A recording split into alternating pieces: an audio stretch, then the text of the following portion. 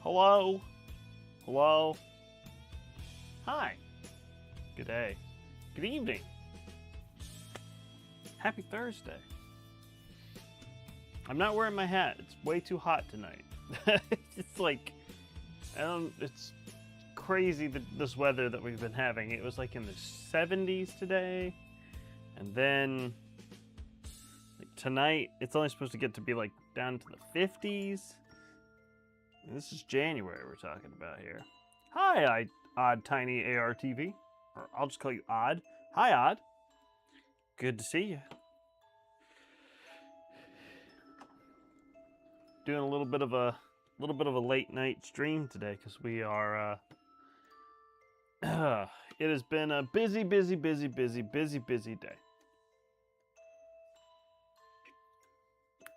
I say that, but it really has just been a regular busy day with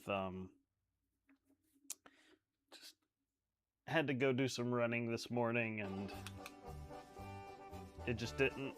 It was like I needed to do it this morning. Hello there, Mortis13TTV. Thanks for following the channel over on Twitch.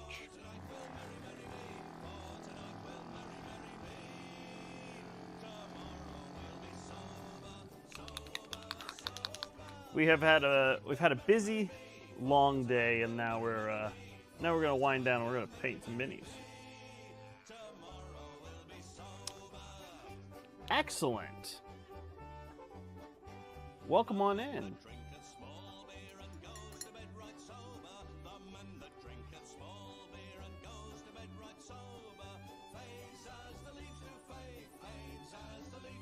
Glad to have you here. All right, so just to remind everybody what we're doing, we are painting some abominations. Right now we're working on this blue color scheme. Last time this fellow got his scales and flesh done. So we're going to do the scales on this guy tonight. That's what we're going to start with, at least. And we're going to start off with a mix of late night mini pen club. Let's do it. We're gonna start with a mix of Cold Corpse Blue and Marine Blue as a transitional layer. That is our first paint that we're putting down right now.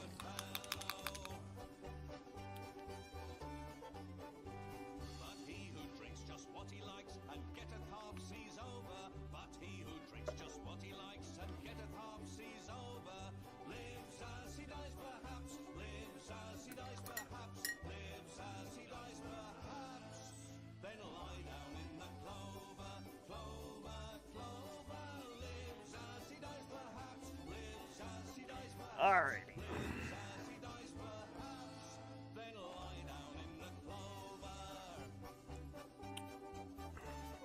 Let's go forward a little bit here. Hope everybody's had a good Thursday, though.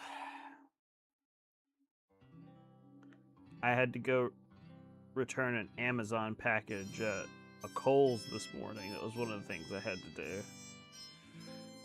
And that was fine, but it's just, you know, the running you have to do, and then I only have so many hours in the day to get all this stuff done, because I also have a little baby girl Dirter that I have to look after. And then also, we've been in the process of trying to been putting away things for,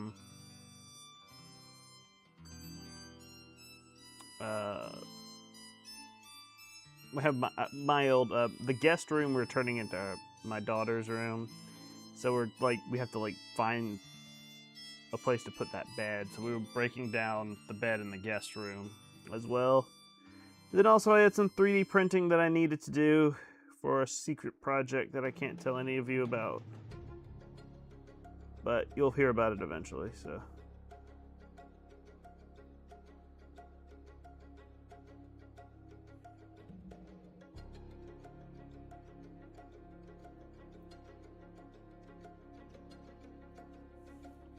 that was my day. That was why I was busy and why I missed the morning painting stream, which is usually my intention. But depending on how tonight goes, we might switch over to late nights. You know, I like a late night stream.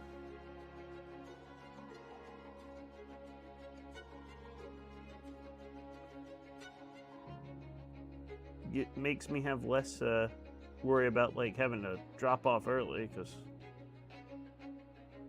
my son is in bed and my wife is here to look after my Dirter, and if I get a job or once she starts going back to work, all my streams are probably gonna have to be late night. So that is just the way it goes, unfortunately. But you know what? I'm just happy that everybody's here.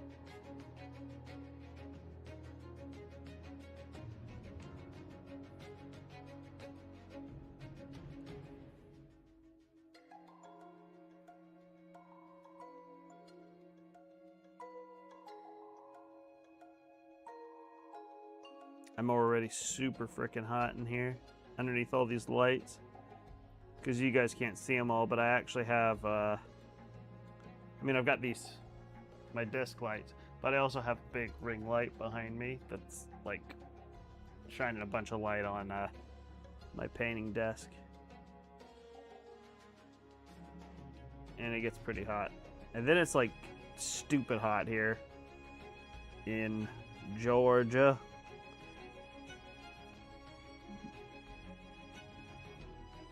I was like, where's this winter I was promised? Seems to be non-existent.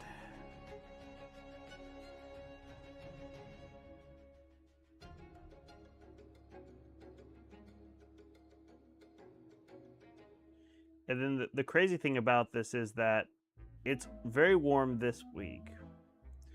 Stupid warm this week. And then next week, we're dipping back into the freezing temperatures at night. I it's just like what's going on here, man? Absolutely insane weather we were having. So.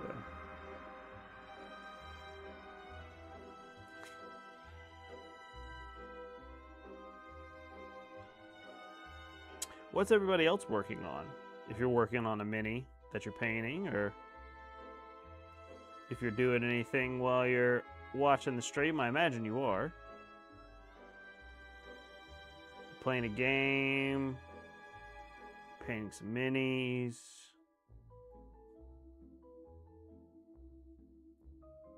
What's going on? What's happening in your computer life? Playing Dead by Daylight, that's awesome. I used to play that a little bit more. Not so much anymore. But when my friends were way into it, I played a little bit.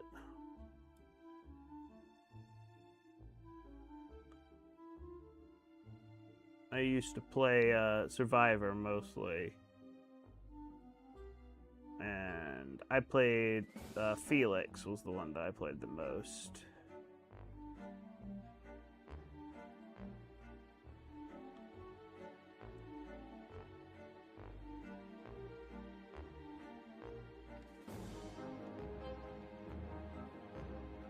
It was never really that good as Killer.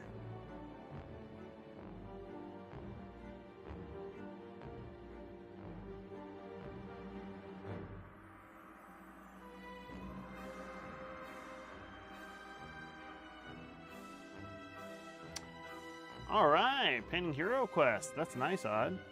The 4 main heroes. Hell yeah.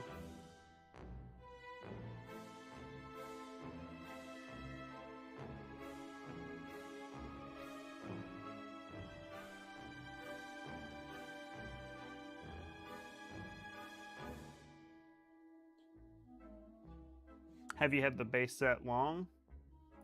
Or are you or did you just get it for like Christmas or something, or just decided, heck, I'm gonna start painting these things?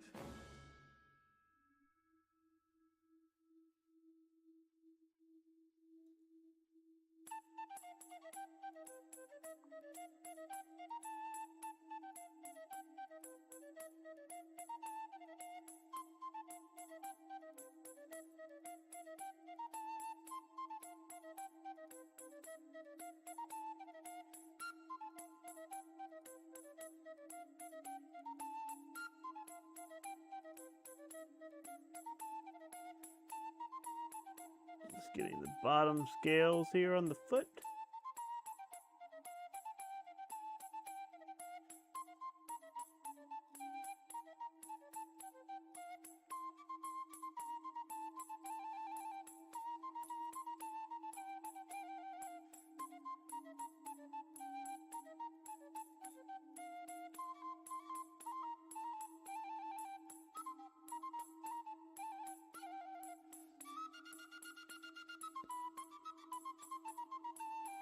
Oh, mastering the speed paint. Yeah, that's a great it's a great thing about modern paint.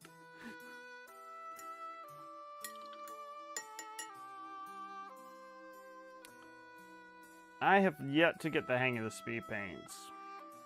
I think I've said this before, but I don't know what it is about them, man. I think they just, for some reason, every time I use them, they look like crap. And I don't know what I'm doing wrong. I might just need to thin them a little more, or...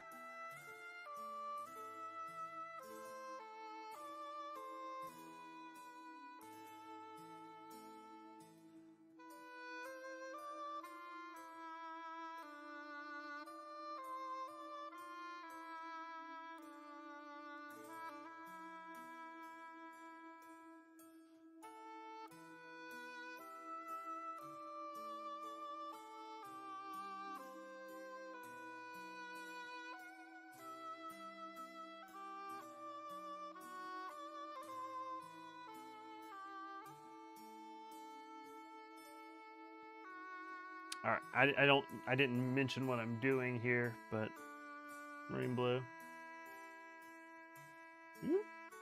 That's what I'm doing right now. Hey, buddy. Tarvis.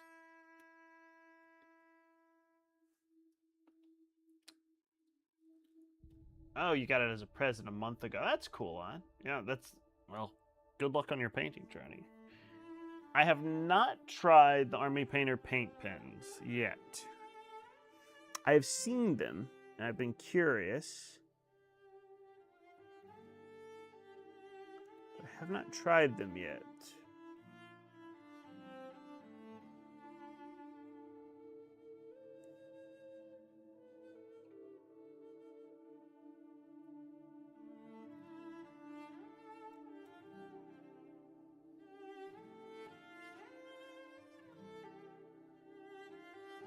Editing and gaming and watching.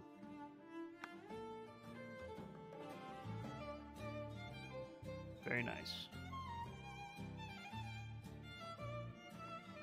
Yeah, I have seen some interesting things about the Army Painter paint pens. One of the things that I saw about them was that you have to prime them. And to do that, you have to push like the tip down into the cap. And if you push too hard, you can bend the tip of the pin.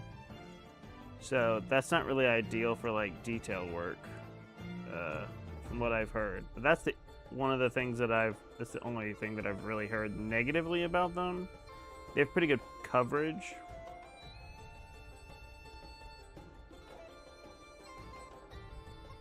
But you know, not something that I've ever really used as a paint pen on minis. Could be good.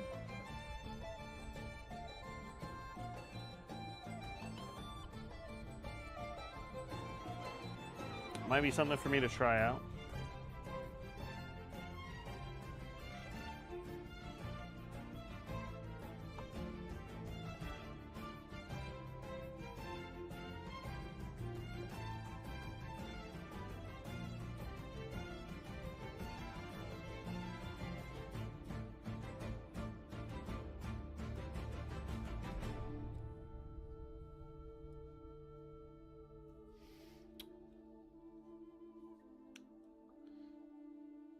Always been a traditional painter. Took a bit of experimentation. 10 mummies painted in 70 minutes. Wow, priming included. That's impressive.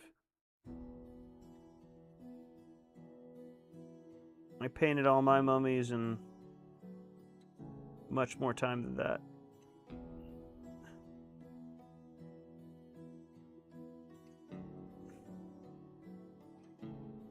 Of course, it probably wouldn't have taken me as much time if I painted them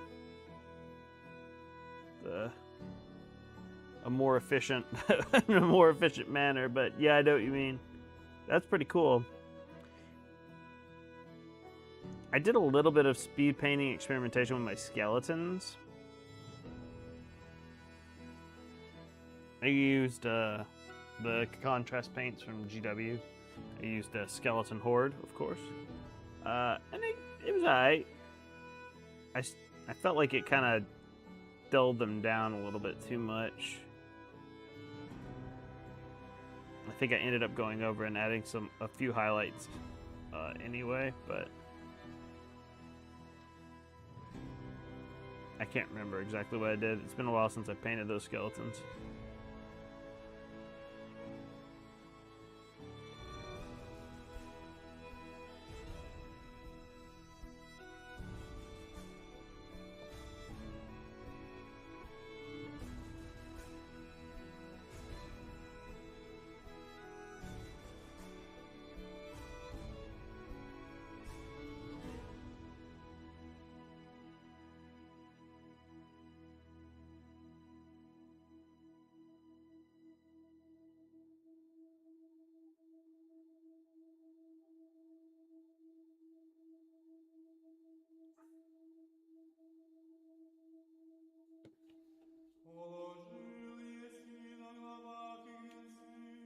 They look good from the right distance. That distance being the players where they're sitting. I'm gonna skip the Gregorian chant, guys. It's too late for Gregorian chants.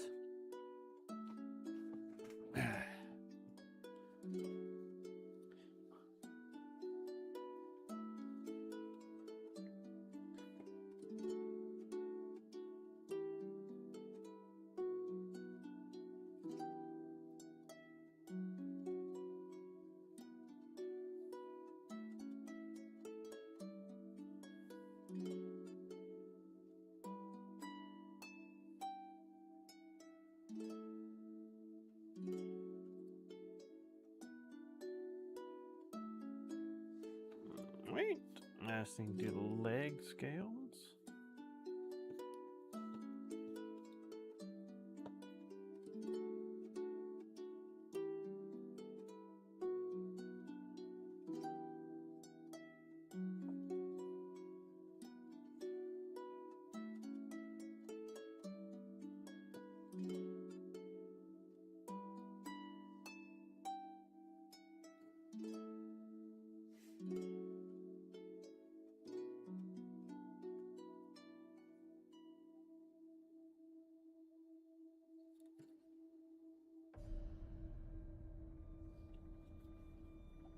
Travis, what are you playing right now? I can guess. I can hazard a guess. But I'm not looking at the Discord server right now, so I don't know.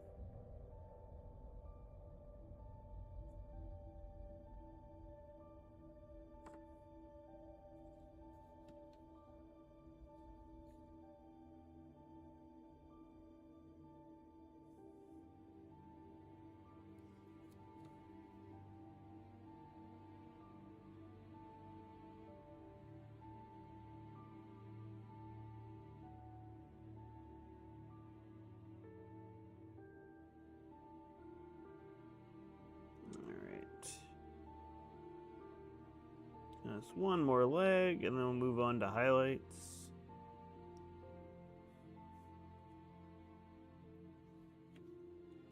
Your guess would be correct. Yes.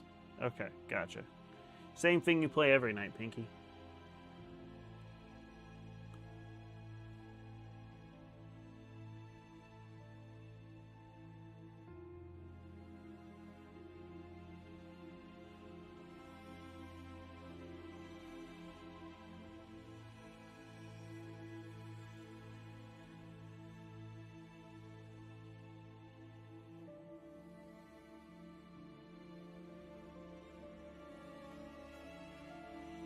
Oh, exciting. Hi, Kim. That's okay. You're allowed to like it, Travis. You're allowed to like it. You're allowed to like. Kim, with the subscription. Thanks for the sub to the channel. Thank you for that Prime sub. Hey, did you know that if you are an Amazon Prime customer and you have a free Prime, you can use it to subscribe to my channel.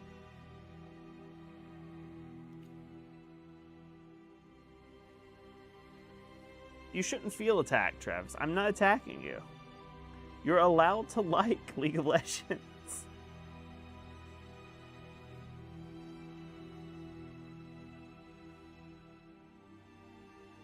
You're allowed to enjoy a game.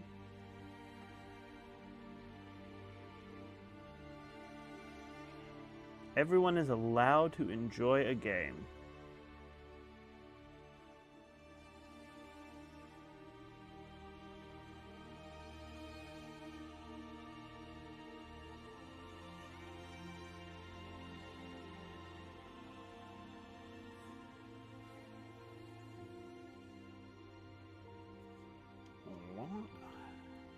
I think that's the last of the blue on the scales that we need to hit.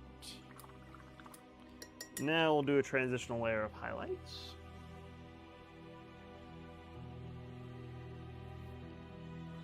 I'm loving all these emotes, Kim. These are great. Some of them are yours, I can tell. All right, so we're adding a mix of marine blue and celestial blue. That is our, that's it. That's the mix. That's the tweet. Is that what the kids say? I don't think that's what they say. They don't say it anymore, at least.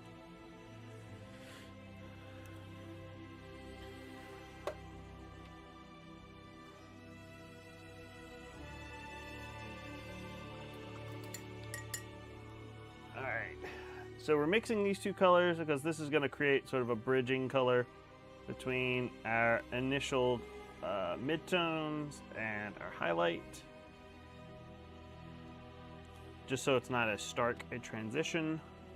Of course, with these colors, it'll be pretty stark, but we want a little bit of starkness, but you know.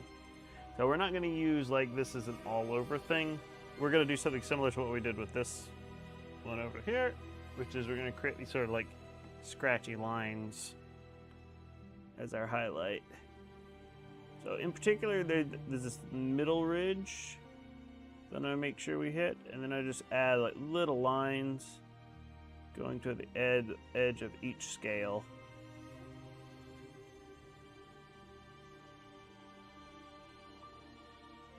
And that gives us this really cool, like, pattern.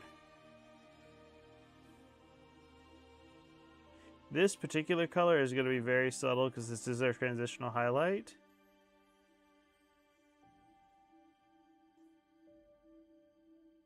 But you can just barely see it. That's kind of what I want, because I don't want this to be too stark. You know.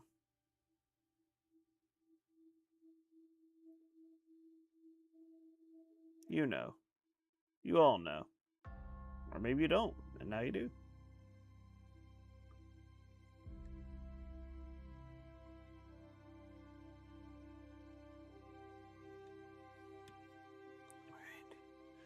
And for these scales, I'm just kind of hitting just the tips of them.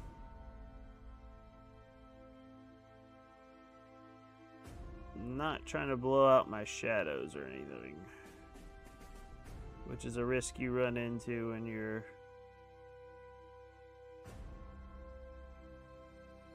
layering paints. You have to be kind of delicate.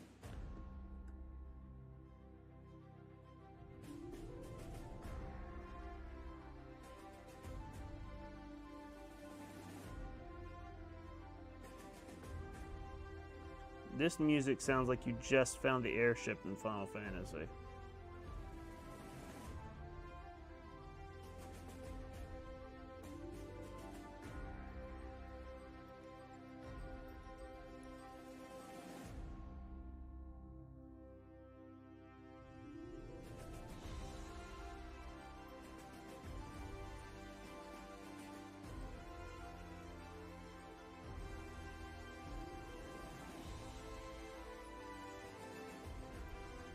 Not that that kind of music, not that it sounds the same. Oh, yeah, sure, I'll show the painted one. This is the one that we did last time.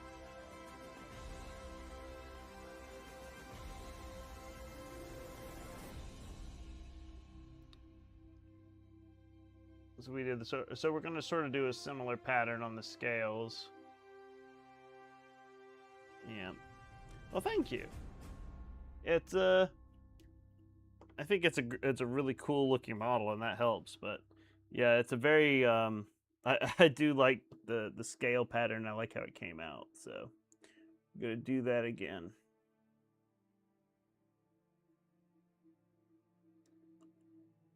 So we're just gonna create that little transitional color.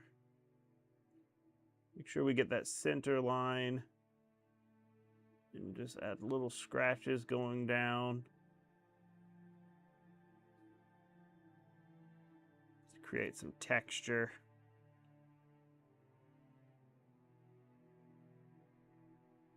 And these ones on the bottom where you can really see like the edges, I like to make sure that I hit the edges of the scale as well. And just make sure they get a clearly defined line.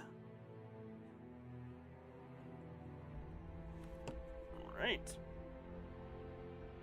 Now for the legs.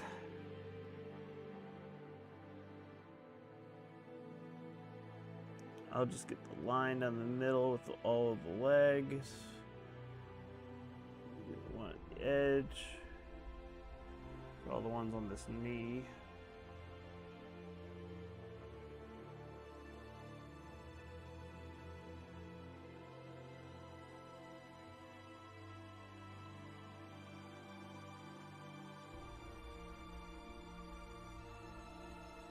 Those little scratches.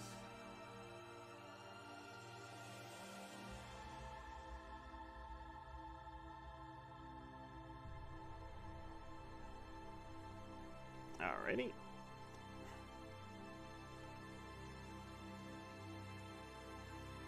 Get the other knee. Hit the edges. And like I said, this color is going to be very subtle. I'm not even sure if it's really showing up on camera that much.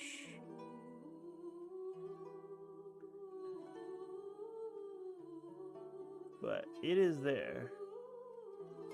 I can definitely see it. It creates sort of an obvious lightning effect at the very tip of the scale.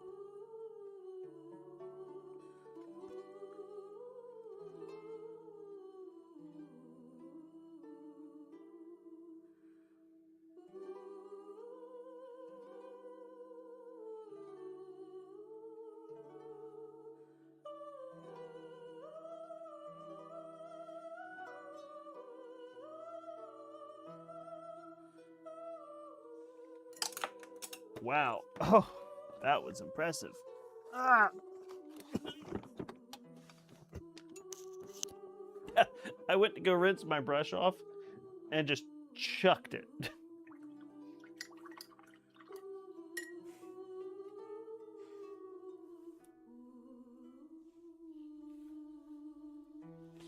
Whoo!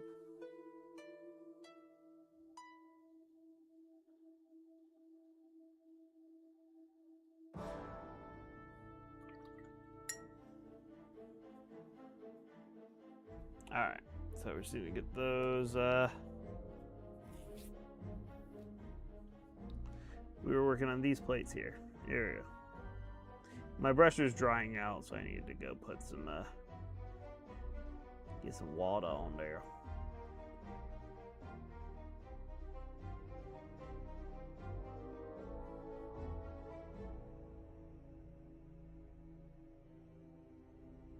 All right.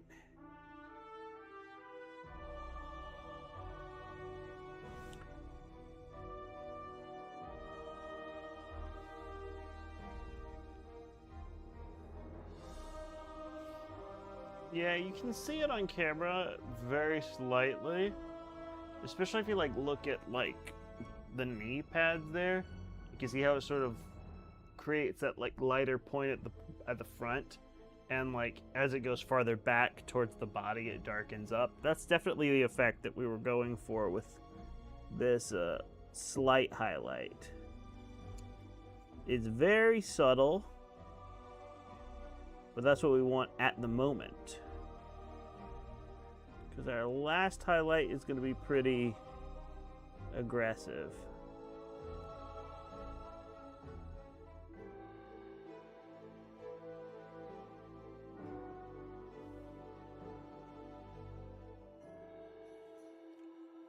All right. So that's it for that color. Now we're just gonna straight up go with our celestial blue. And, excuse me, if this was a singular model, like this was the only one of these that I had to paint in the entire collection, I would take it even a step further. I would have used much more progressive blends just to be extra. But I have 6 of this particular version of Guide to Paint and 2 more other poses. So that ain't happening. Alright, so we've got our Celestial Blue on here. And we're going to start off with, we definitely want to hit the top ridge here. And we're just making little lines.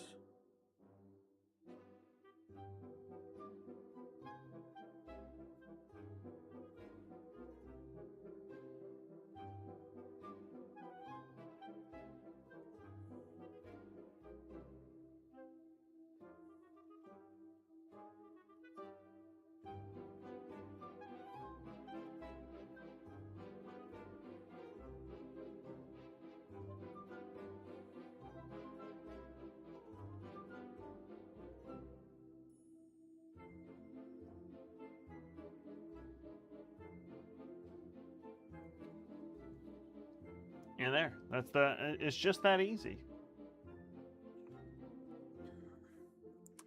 It's really not that difficult of effect to achieve.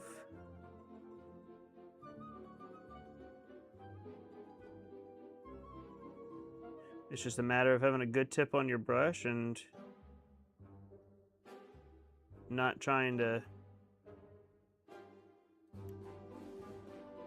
rush the lines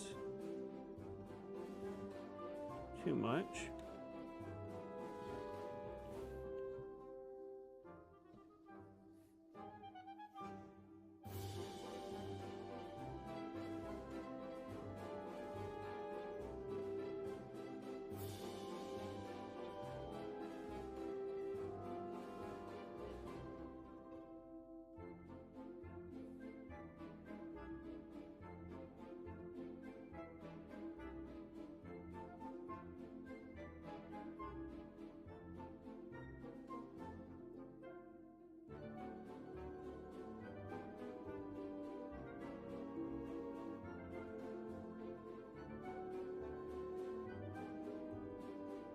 And this is a very textured part of the scales.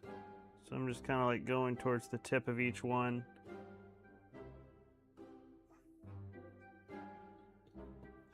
The other thing you guess you kind of have to know when you're trying to make like fine marks and stuff like that is that there's kind of like a grain.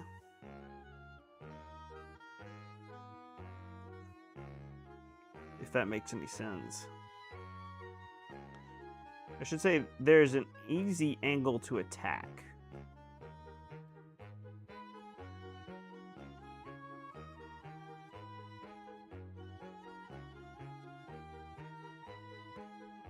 And this is all about just like, for me at least, like I am very lightly touching my brush to the model.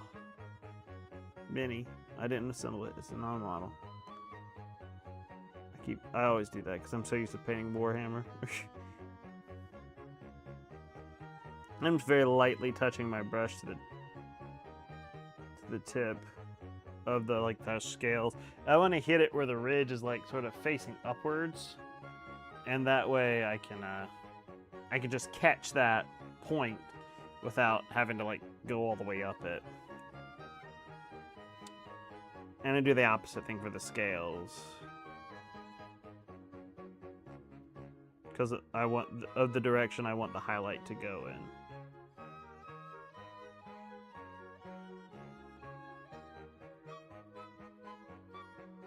Because you may or may not notice it when you're painting, but the place where you end your paint always has the most paint on it. Because it just kind of accumulates when it comes to an end.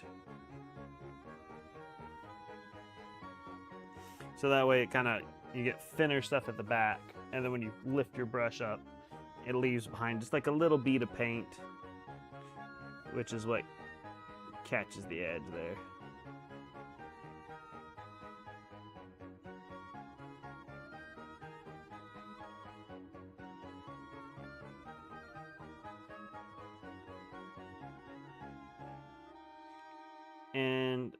I have probably cribbed this from someone else on YouTube. I probably watched somebody paint some Tyranids or something and they were doing the same thing. And it just stuck in my brain.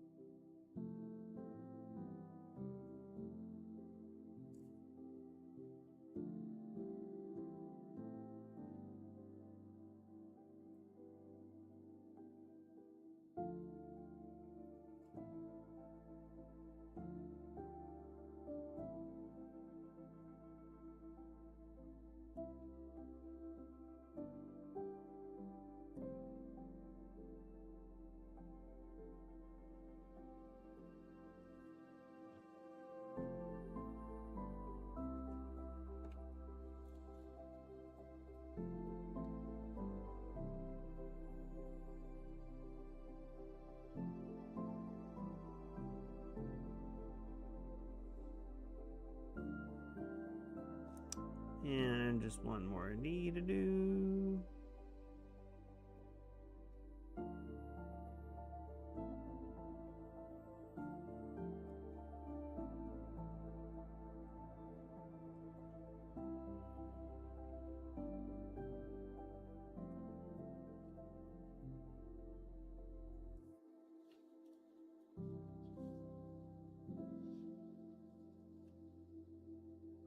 Yeah. Yeah, brush control is the most important thing to master as a mini painter. And it just comes with practice. But that's the beautiful thing about painting miniatures, I think, is that it doesn't matter how many times you mess it up. You can always just strip it and start over or just paint over it, you know?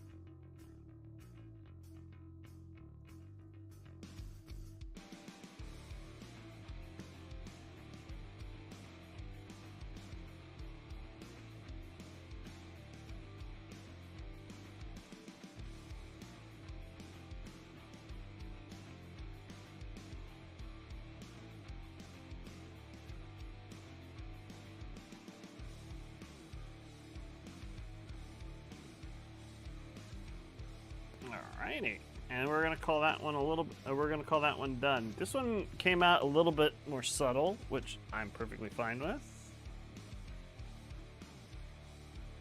Let me hit this middle bit just a little bit.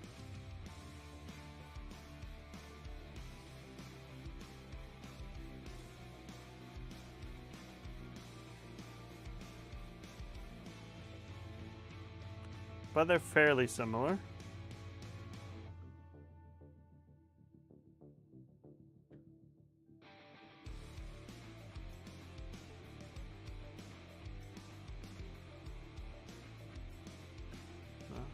There we go.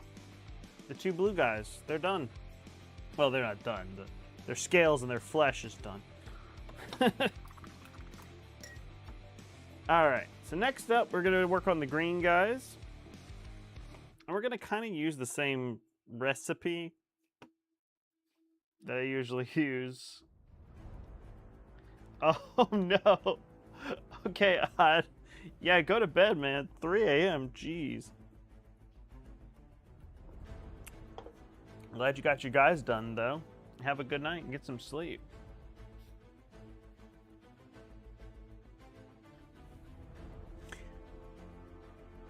Okay, so for this guy, for his flesh,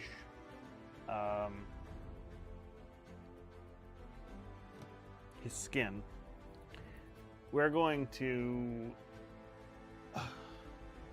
So we're gonna do something similar to what we did here, because you see this is all white. So we're gonna go for something a little similar.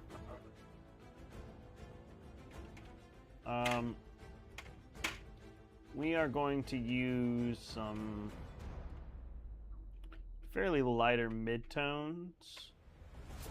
I think we're going to use orc hide.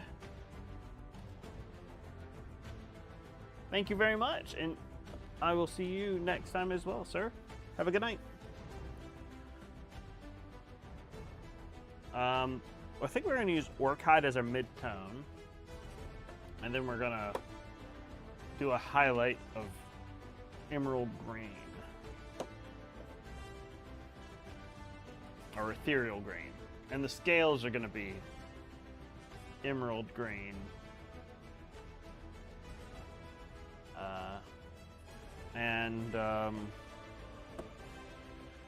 Yeah. So, and we got wyvern green up there. Alright, so I got a paint rack, as you can see. All my paints are like nice and organized here. It's great. So I don't have to like rummage around on my desk anymore. Very happy about that. All right, so enough idle banter. We need wyvern green because we need to do our transitional tones between our midturns and our shadow colors. So we're mixing wyvern green and orc hide.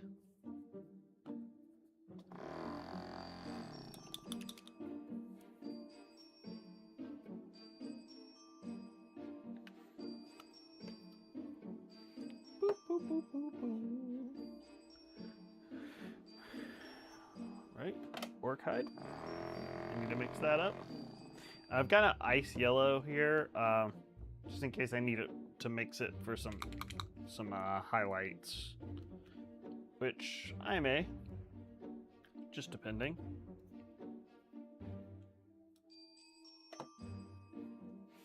All right, so we're mixing our wyvern green.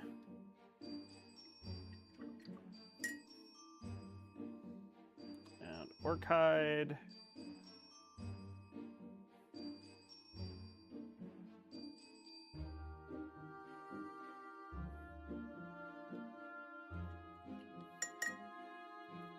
It's a little bit darker. I'm going to add a little bit more wyvern green.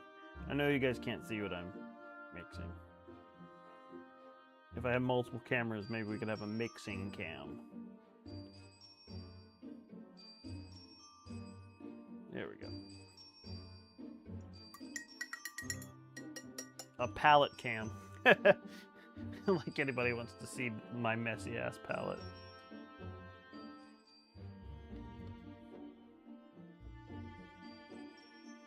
Okay, so this is going to be,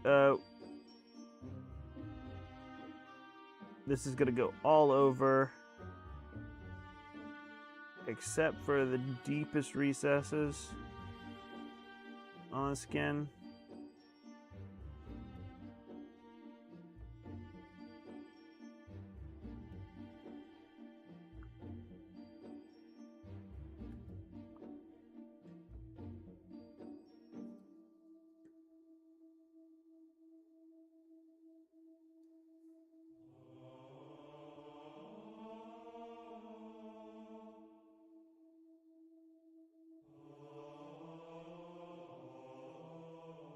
It sounds like Halo music.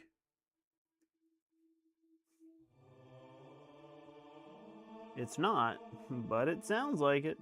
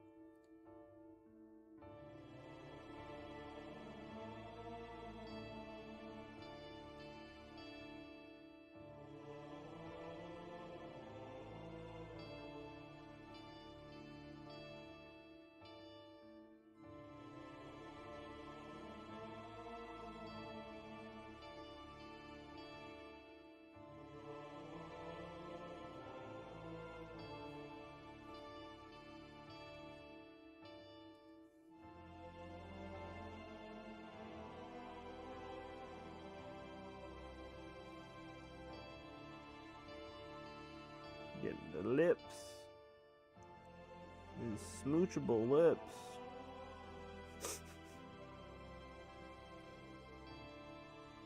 I'm trying to give the big fish man just a real fishy kiss.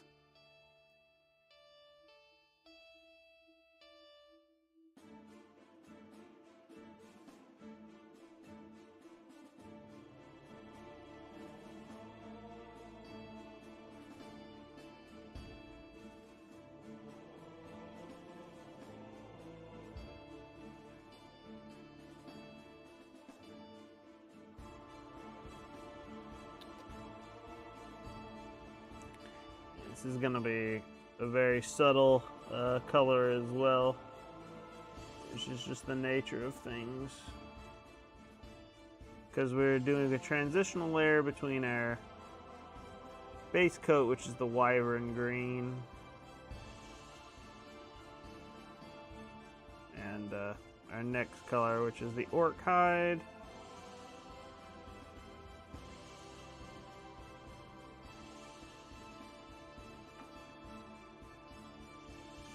So you may be watching and thinking, what the heck is he even doing? I can't see anything. Rest assured, things are happening. You can very slightly tell.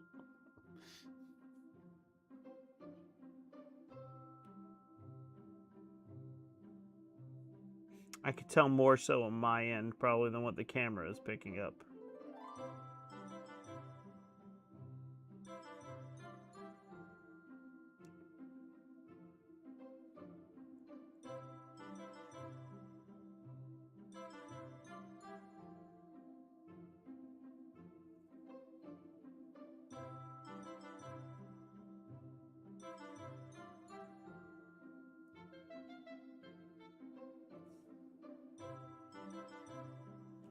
We're also going to get the webbing on the hands.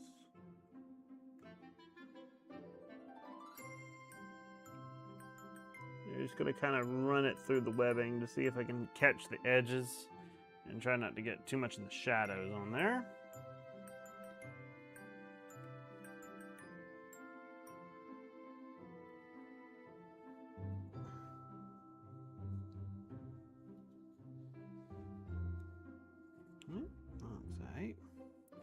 Alright, we'll go ahead and keep going with the front.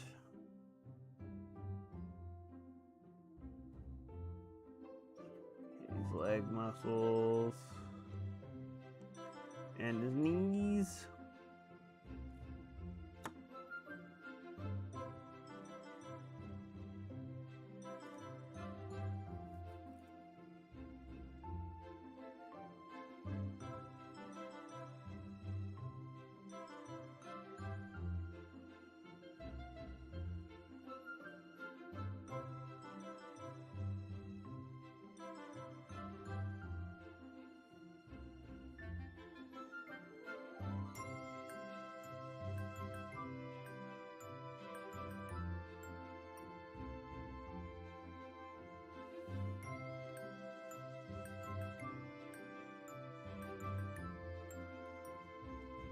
Alrighty. Oh, we need to get his toes. His feet. Oh no. This is the sign-off song. We're not playing that yet. False alarm.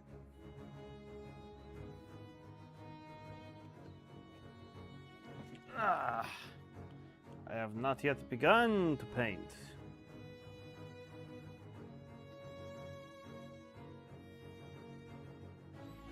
Get some more paint on the old palette here.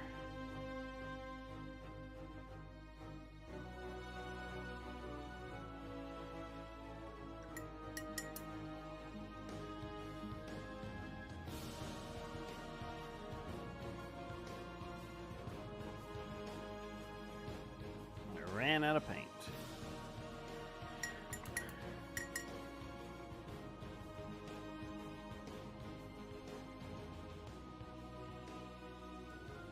Okay. Just hit the foot back here.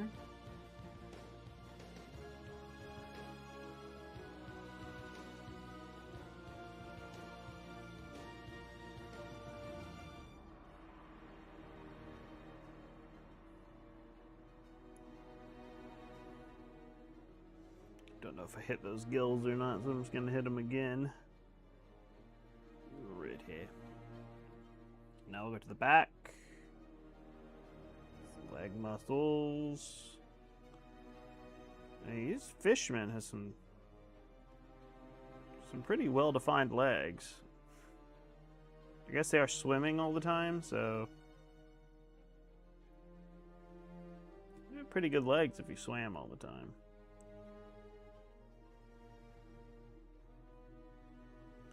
Strangely attractive for a fish man. That is for that is from the Darksiders cartoon, which I only know about because I watched Matt McMuscles watch the Darksiders cartoon.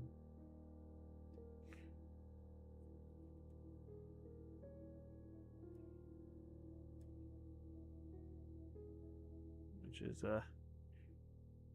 Darksiders is an interesting property to have a cartoon, but then again, back in like the 90s, we were fighting game crazy, man. I loved fighting games when I was a kid. Now I can barely play them. I'm just not quick enough. Definitely can't play them online.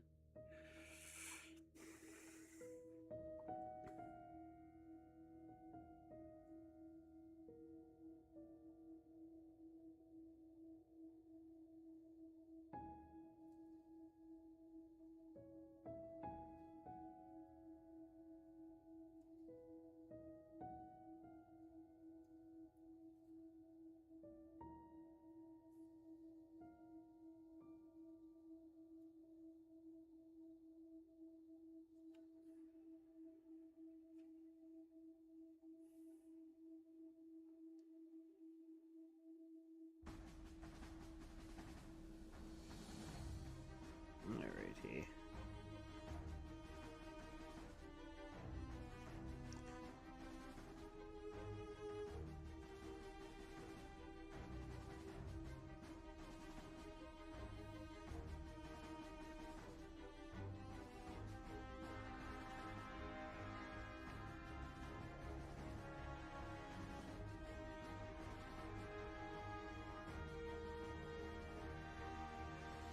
The fingies.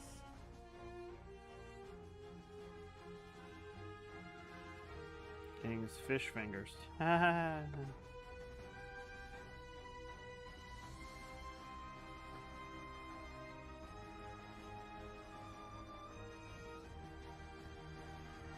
So that was a dumb joke.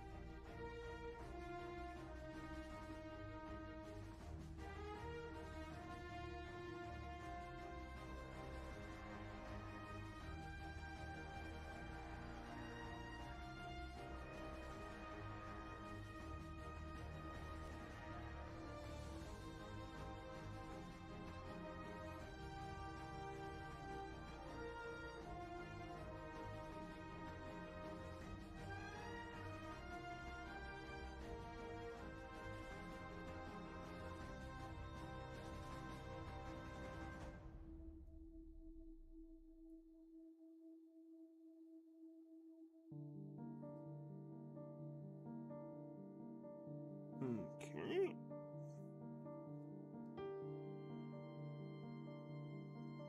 To the back.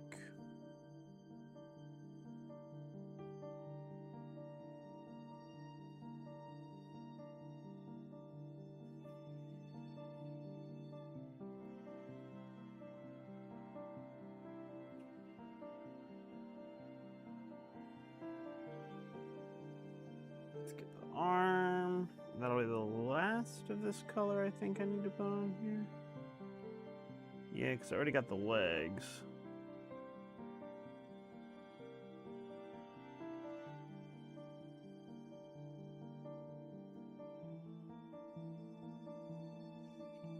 This music reminds me of the Shinra Mansion in Final Fantasy VII, if you understand that reference.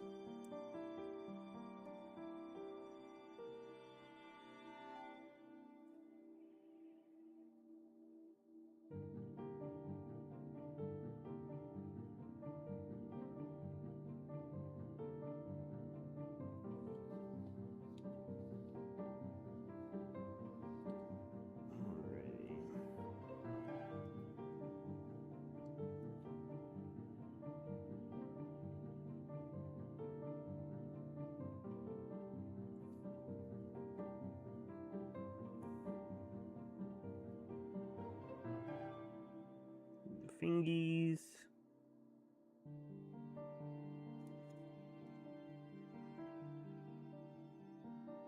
And that's it, I believe. Except for this color. Okay. So now we move on to our midtones, which will be fairly more obvious. Because it's not very obvious on camera, that's for sure. I'm looking at the stream and I'm like, you guys can barely tell I did anything there. I can definitely tell on my end, but you guys can't tell. Alright, so we're just using straight up orc hide here. This is going to be our mid-tone color.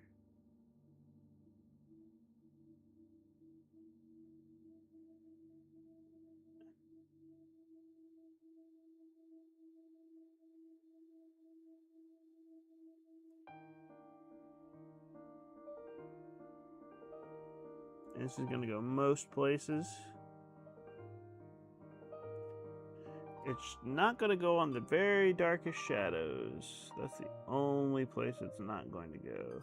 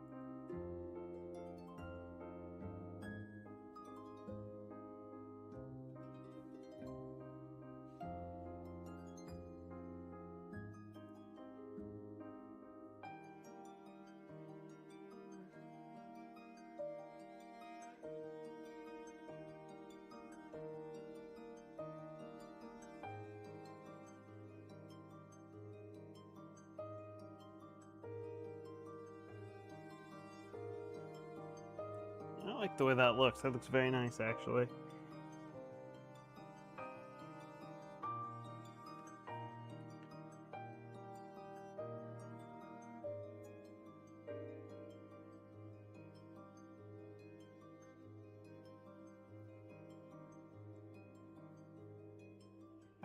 Not that I was really skeptical or worried or anything.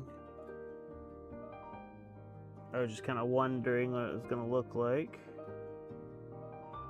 on this particular guy. And it definitely reads Fishman to me.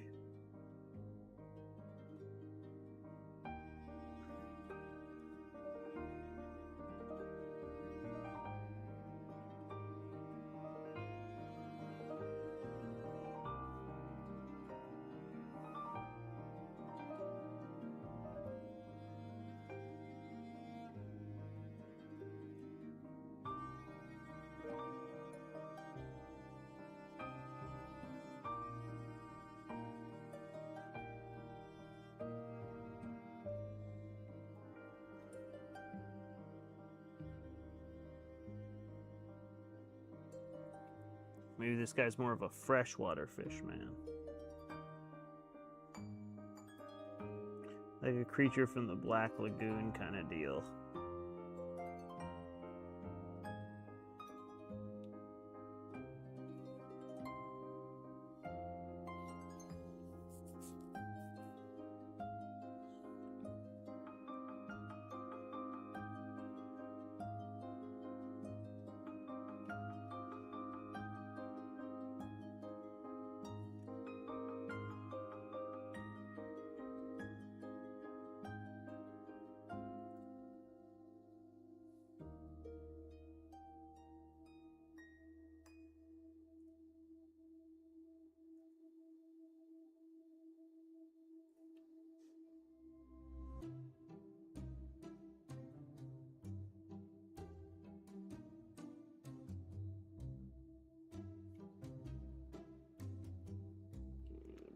Paint on the old brush.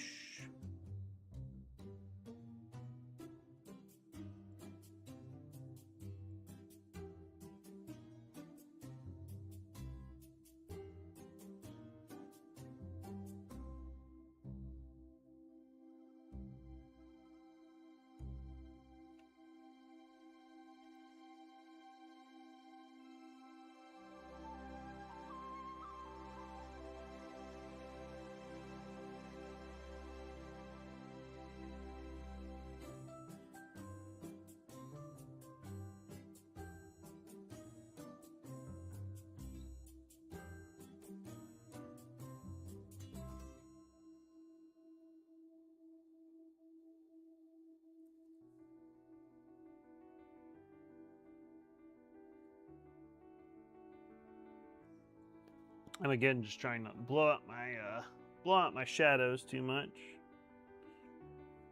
or at all, really.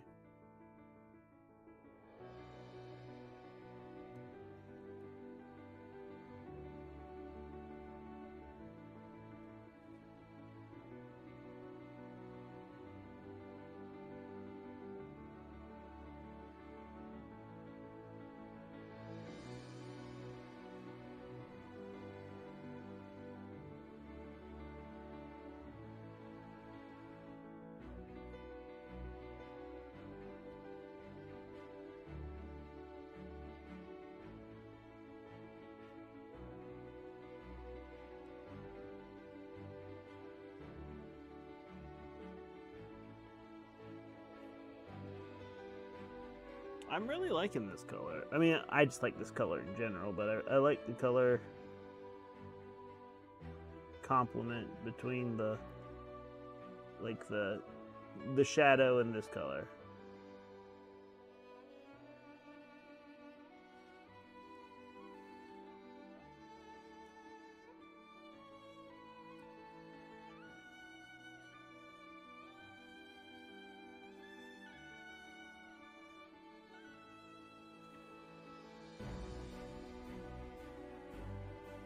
Not saying that I didn't think I would. I just just like, well, we'll see how it looks. It's like, I think they'll look good, but you don't really know until you actually put it on the model. Or the mini, as it were.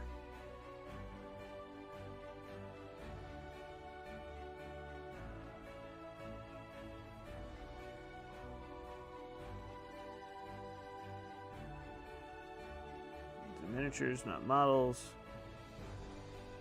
I did not assemble them.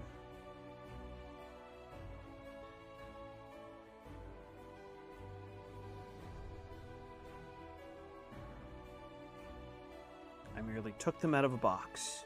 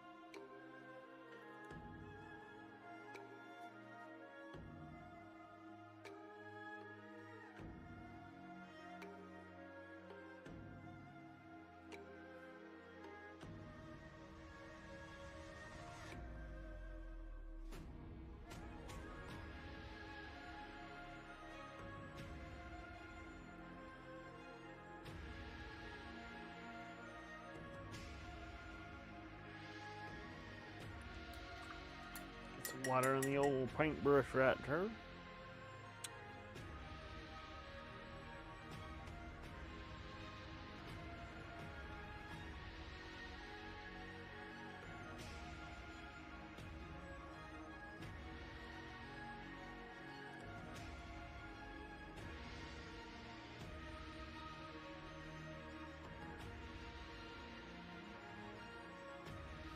Yeah, it's coming together nicely.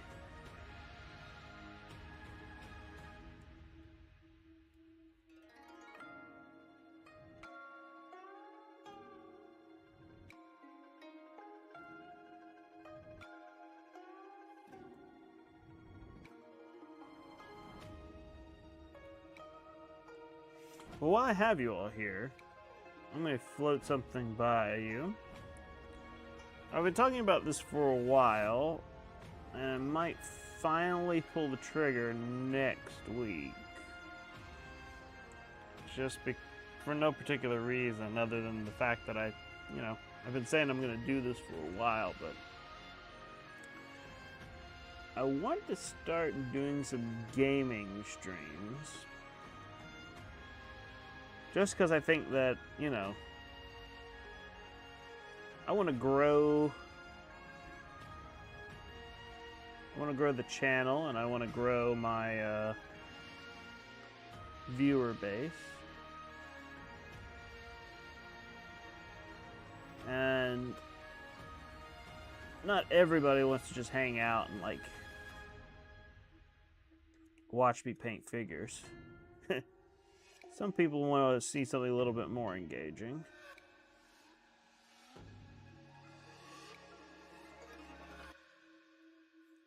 But I used to do retro RPG streams forever ago. And I was thinking I might start those up again next week. Something to do. It would be in the evening. Maybe Wednesday evenings. I talked about this before, but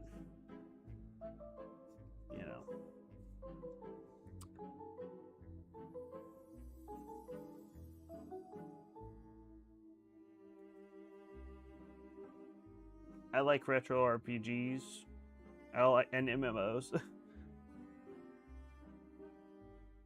So I could probably do some MMO streams as well, if people would be interested. I don't know if anybody would be interested in watching me play an MMO.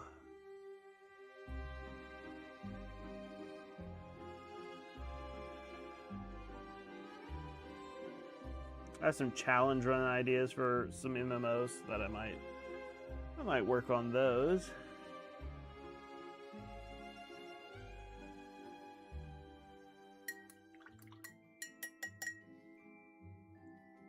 Tell me what you think. Would that be cool? Would you watch that?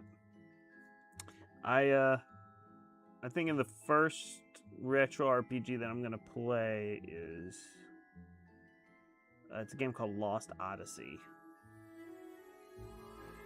It was on the Xbox 360.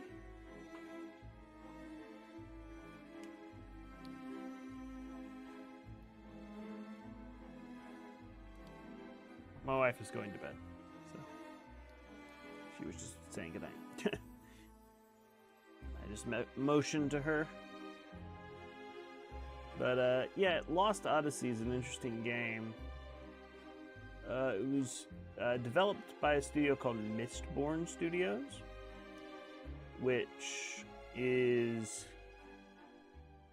was created by Hironobu Sakaguchi, the creator of Final Fantasy. And after he left Square Enix, which he left Square Enix after Final Fantasy IX,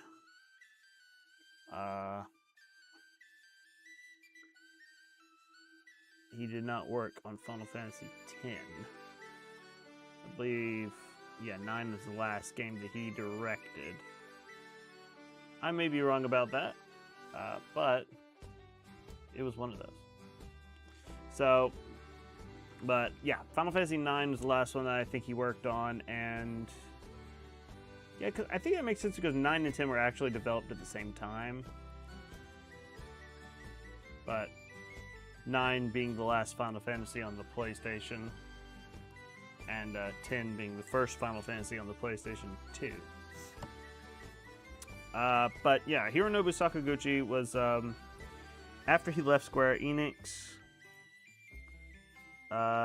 he created his own production studio called Mistborn Studios.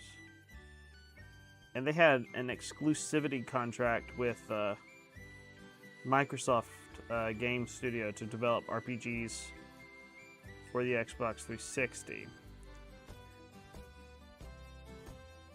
I believe they did 3.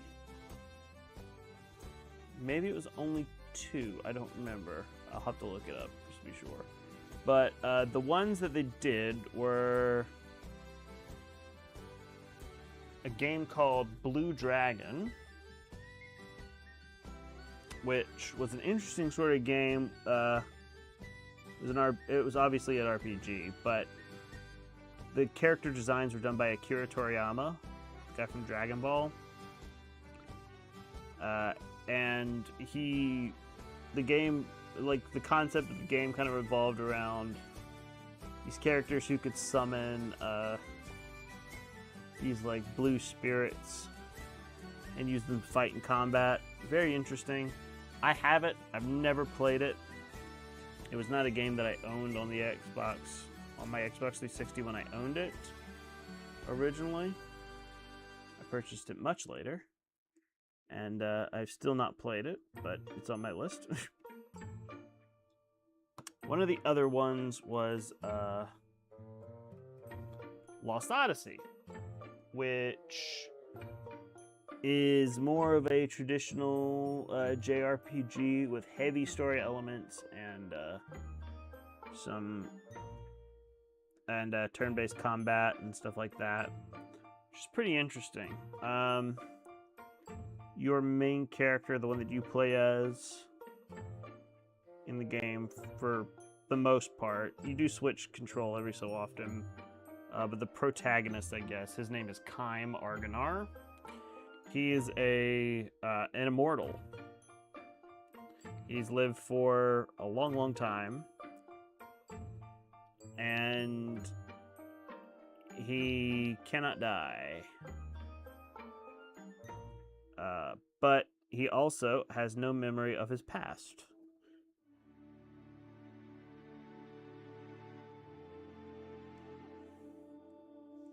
And you are a soldier in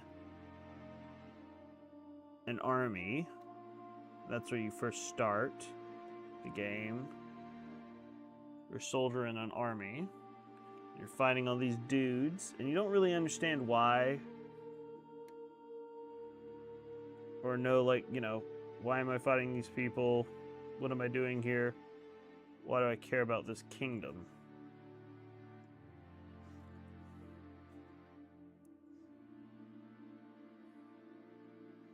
And you have you're paired up at some point with your first party member is a second immortal, and she's like a pirate queen, but she also fights for this kingdom for some reason, and she has no memory of her past either. At least not her long past.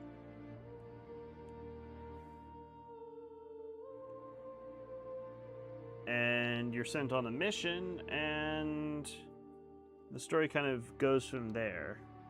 The interesting thing about the game is you have mortal and immortal party members.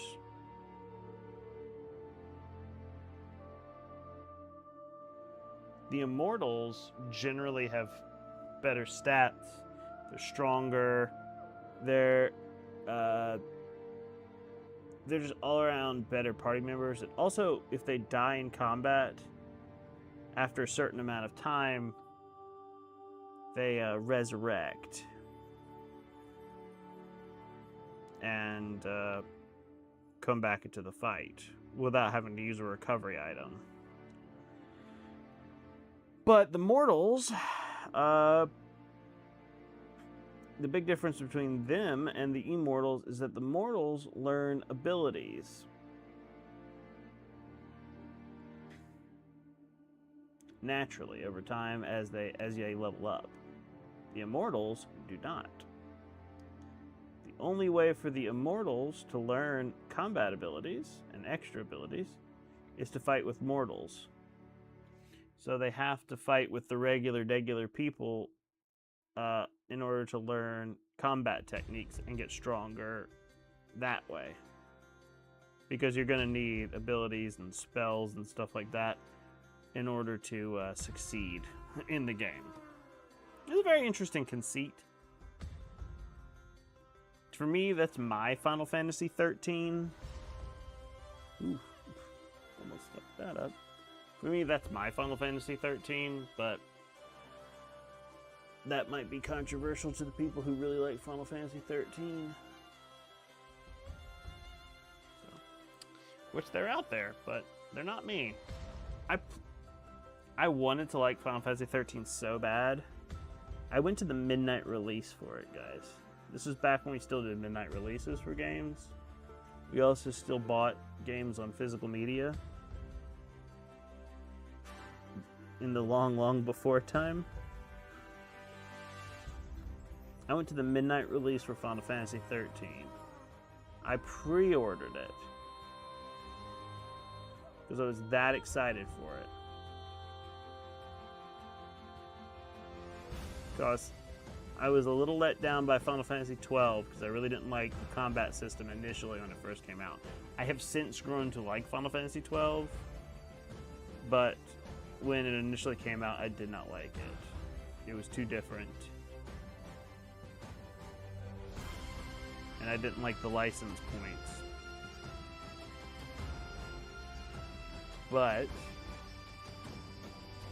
with Final Fantasy 13, I was like, alright, this looks like, from everything I've read about on the internet and in magazines,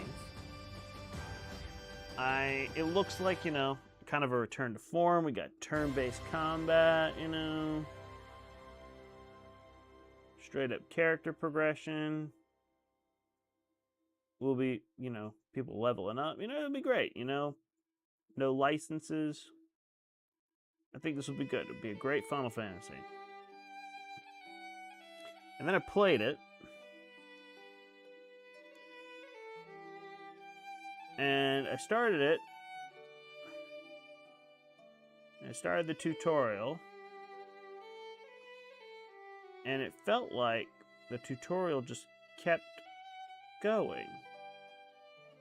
I was like, wait, am I out of the tutorial yet? Because the game hasn't opened up at all. I'm still just running through a hallway. I haven't gone to a town.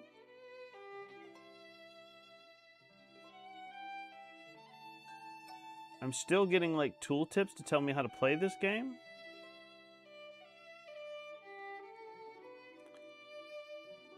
And little did I know that that was the game. I was so mad. It was not the game that I wanted. I played through the first disc, and this also was the time where some games came on multiple discs. And I beat the boss on the first disc, and I just said to myself, why am I busting my ass over this game? I don't even like it that much. I put it down and I never picked it up again.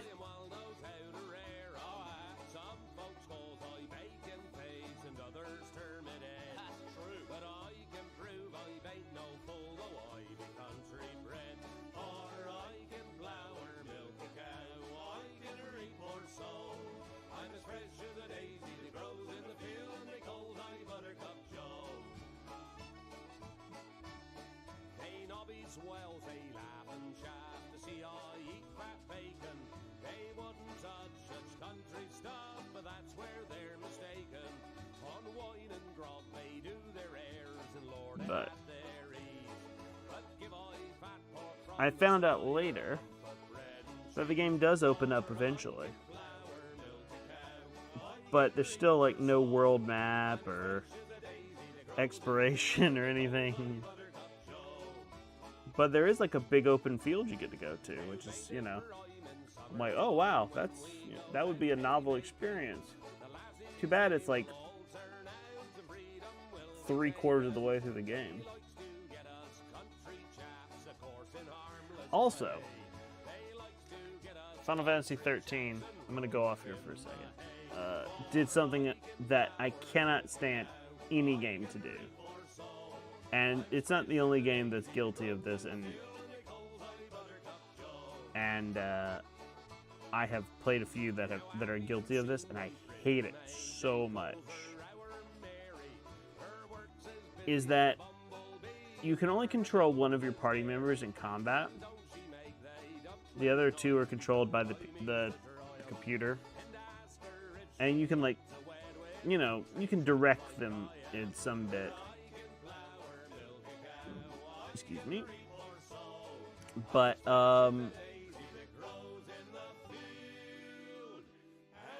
what it does that I cannot stand for any game to do is that once the character that you're controlling for the battle, if that character is killed, if they go down,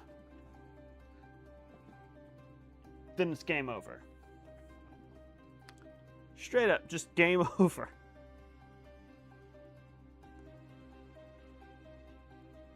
I hate that. And I'm just like, what are all the, like, what good's a Phoenix now, you know? To res them? I guess. But, you know.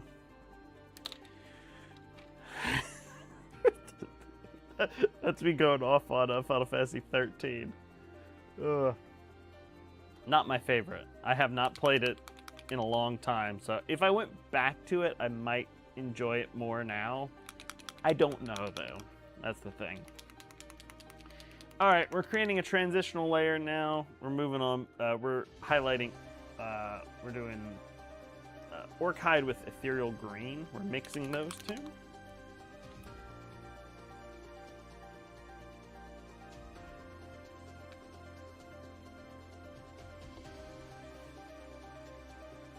So this is our transitional highlight on the flesh.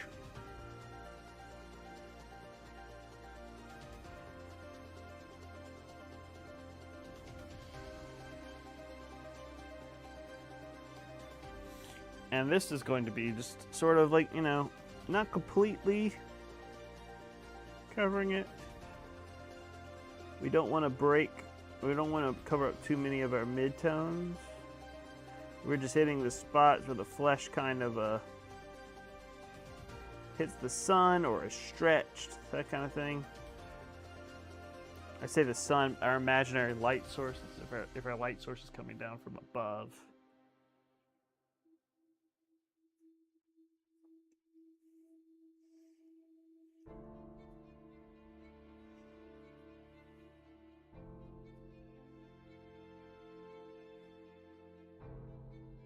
But we don't want to go through and we don't want to cover up too much of that orc hide.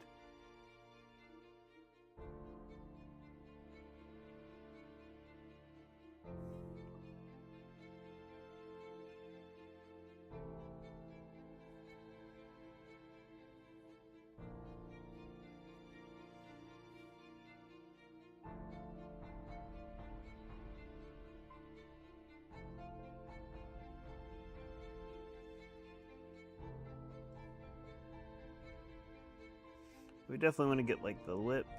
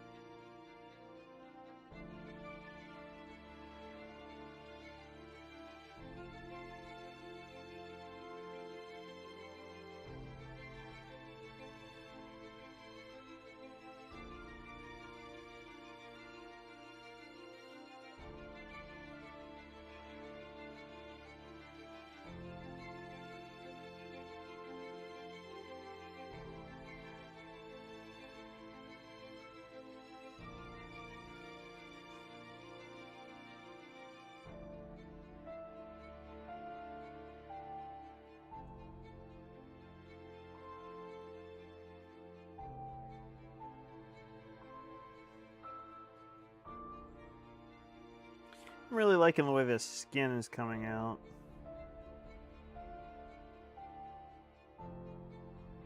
That also just might be because it kind of looks like orc skin. And I have a clear bias for orcs.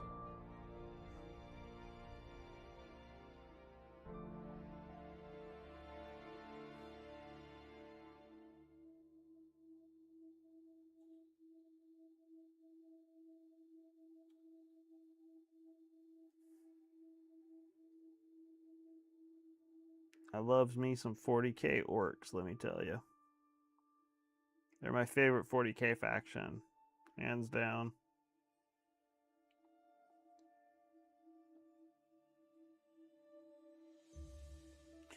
Well, I also really like the Leagues of Votan, but I've never gotten to play them because I don't have that many. I only have one Leagues of Votan model, so I can't really say that they're my favorite faction, but they're Space Dwarves, so I'm a big fan of that.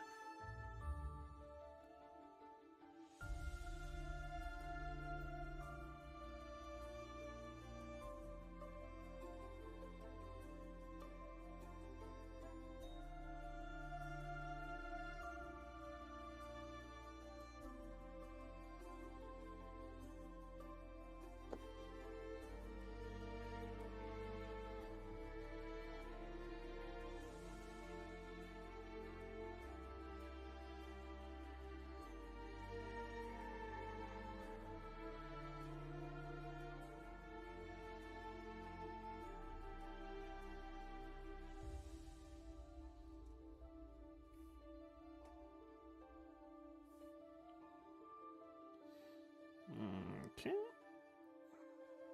I think that's all on the front. We'll move on to the back.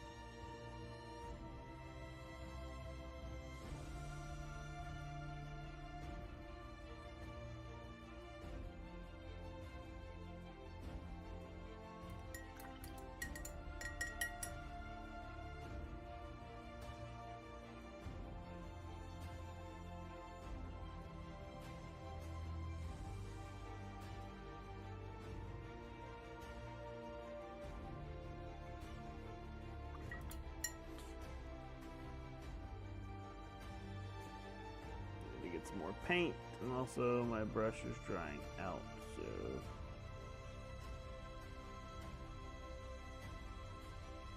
my brush is probably just drying out because it's hot.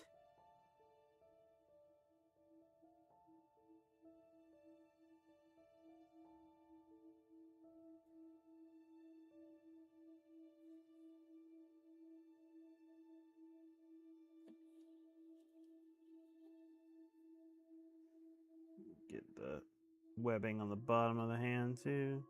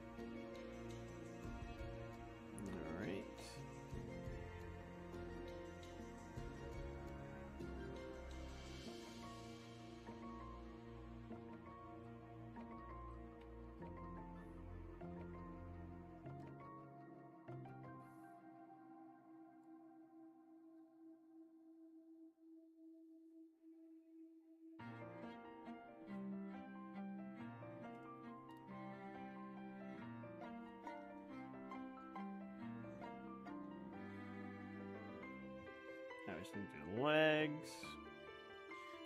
Get some more paint here. Shoop.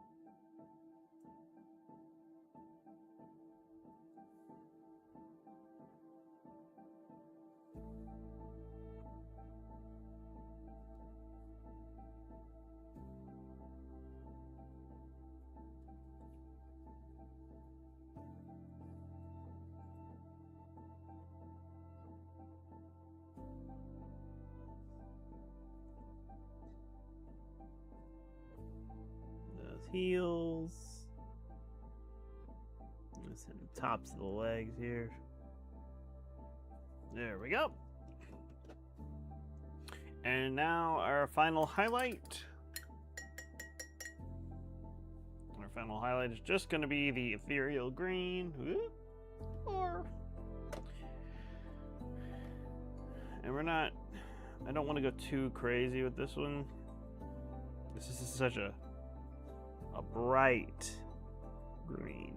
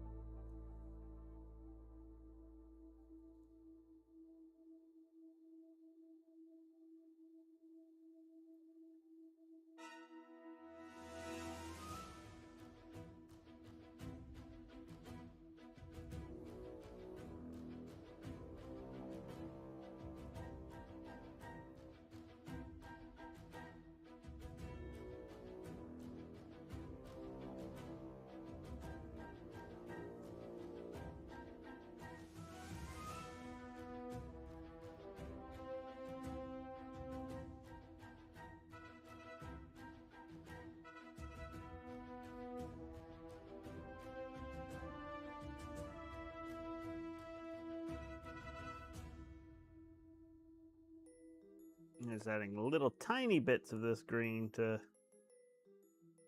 the highlights, the highlighted areas. Again, I don't want to. This is not the neon abomination.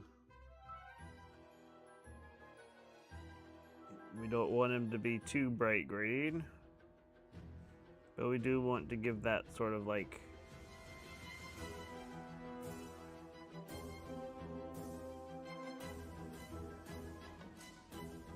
highlight of color there, just so we can bring everything up.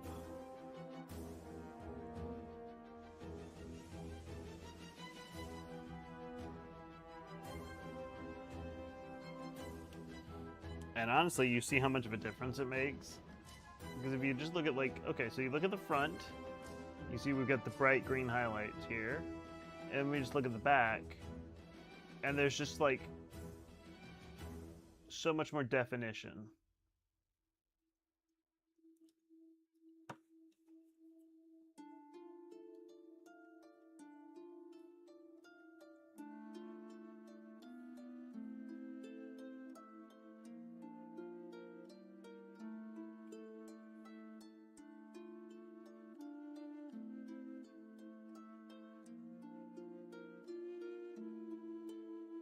And it doesn't take a lot to bring that out.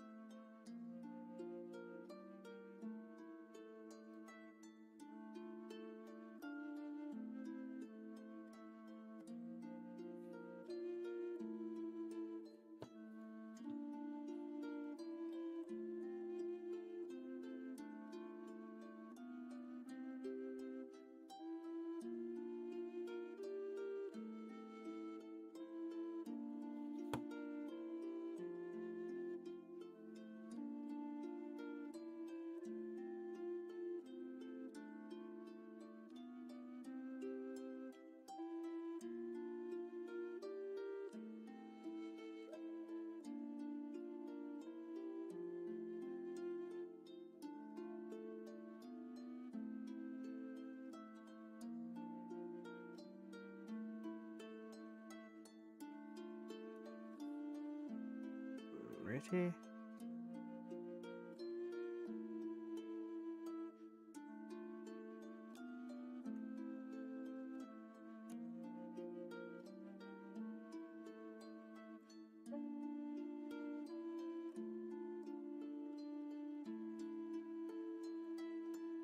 Just getting some of the spots again where the skin seems stretched or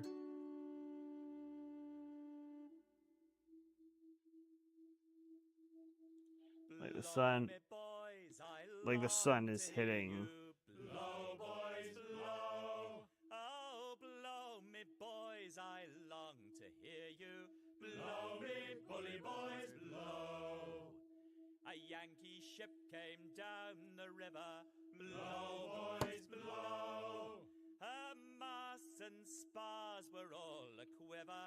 Blow me, bully boys, blow. How'd you know she's a Yankee clipper? Blow, boys, blow. By the blood and guts that run in the scuppers. Blow me, bully boys, blow. She's a Yankee ship bound out for China. Blow, boys, blow. And a bunch of beggars, they have signed her. Blow me, bully boys, blow. Who do you think was the skipper of her? Blow, boys, blow. Why, it's old Bully Forbes was skipper of her. Blow me, bully boys, blow. Who do you think was the first mate of her? Blow, boys, blow. Why, Sackarappa Jim was first mate of her.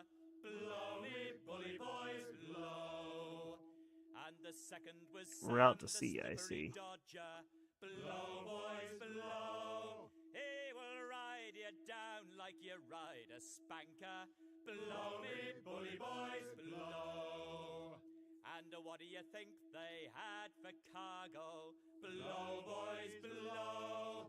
500 girls from Yokohama. Blow me, bully boys, blow. Alrighty. And what do you think they had for breakfast? Blow, boys, That's pretty good. I really like the way the skin came out. Side of an old sou'wester. Blow me, bully boys, So, blow. And pretty what do you pleased with think that. they had Looks for very much like supper? orc skin, but you know, It was handspike, hash, and a why roll not? in the scuppers. Blow me, bully boys, blow. Alright. Oh, blow today and blow tomorrow. Blow, boys, blow. Oh, blow this We got one more. ship all to sorrow. Blow me, bully boys, blow.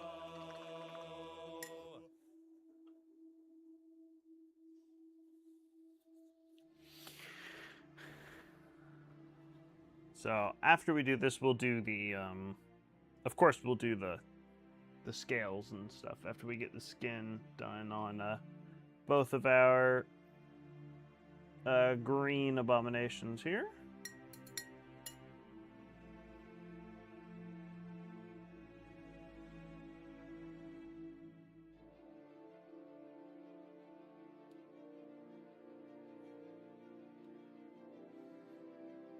So once again, we're using our mix of the wyvern green and the orc hide as our transitional layer.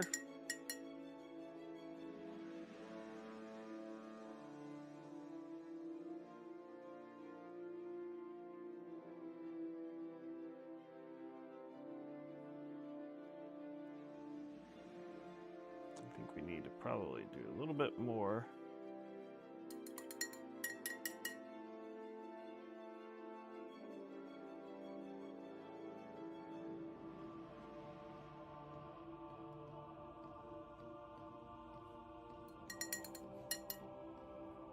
My paint was just a little too thin. You can't really see anything even on my end.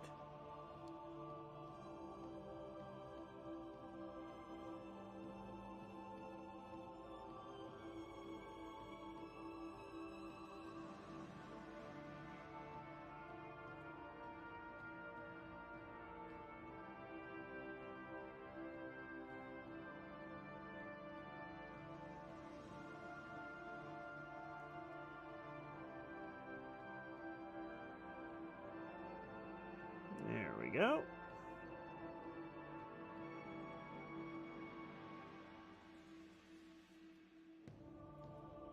You guys can see that now. That's good. It might be a little bit brighter than the other one, and that's okay. I'm not going to be too fussed if these guys don't look exactly the same. It's not really going to bother me that much.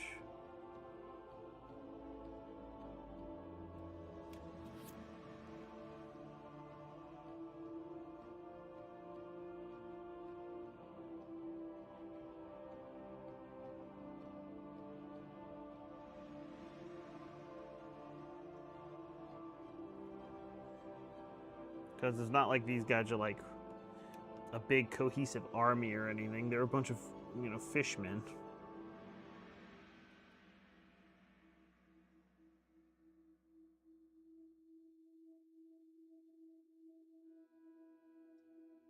That are coming to kill you in a dungeon.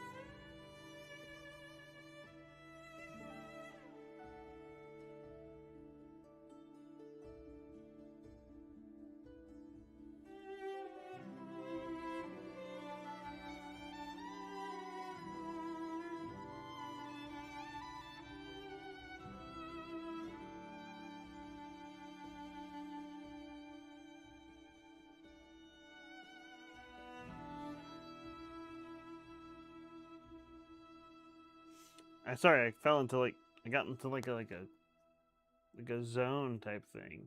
Yay! Hi, Sabrina. Yep, you get to see the fishies again. They're here.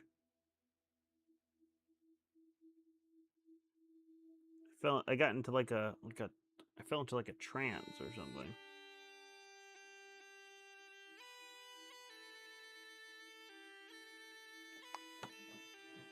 I'm gonna skip old lang syne.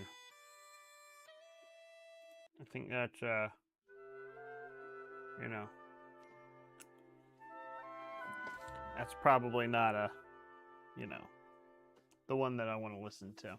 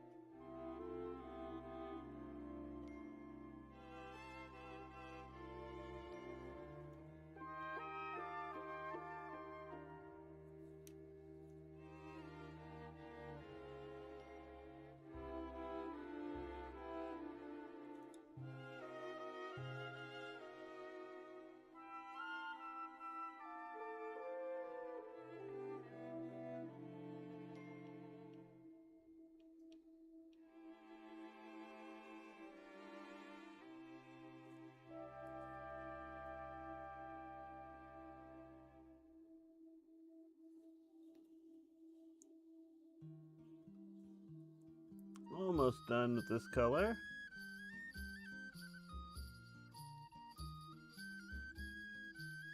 I say that I'm almost over on the front.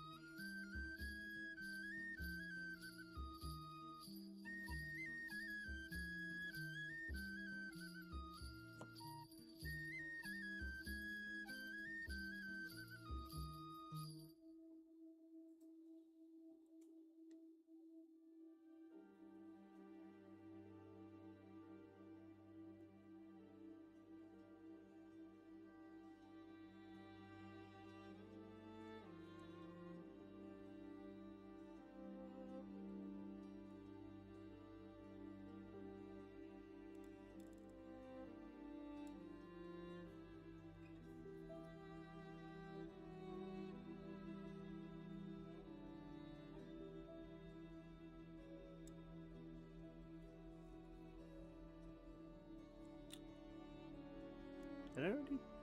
No, I did not. I was trying to see if I already did this leg, and I did not.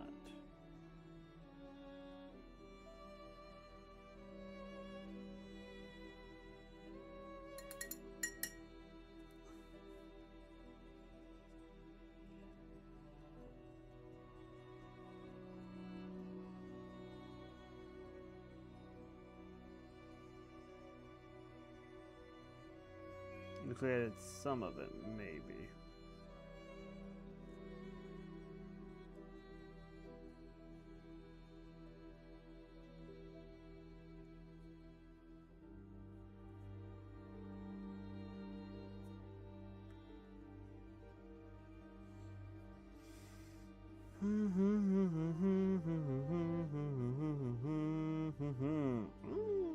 All right, now the back.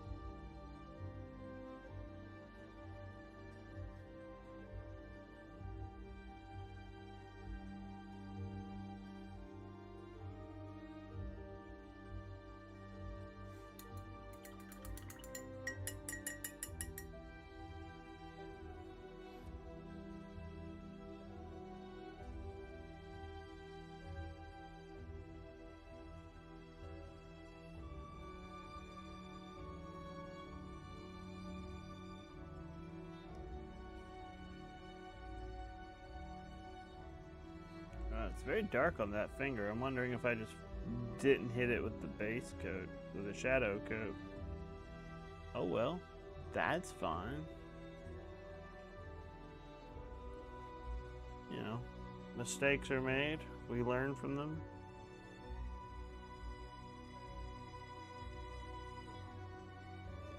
Not that it's much of a mistake. It's just black, then I'll just paint over the black. It's not that big a deal. This is a very dark green anyway, so Probably won't make terribly too much of a difference if it was just all black, but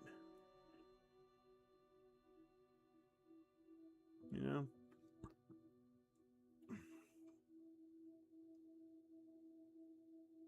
There's a process to everything.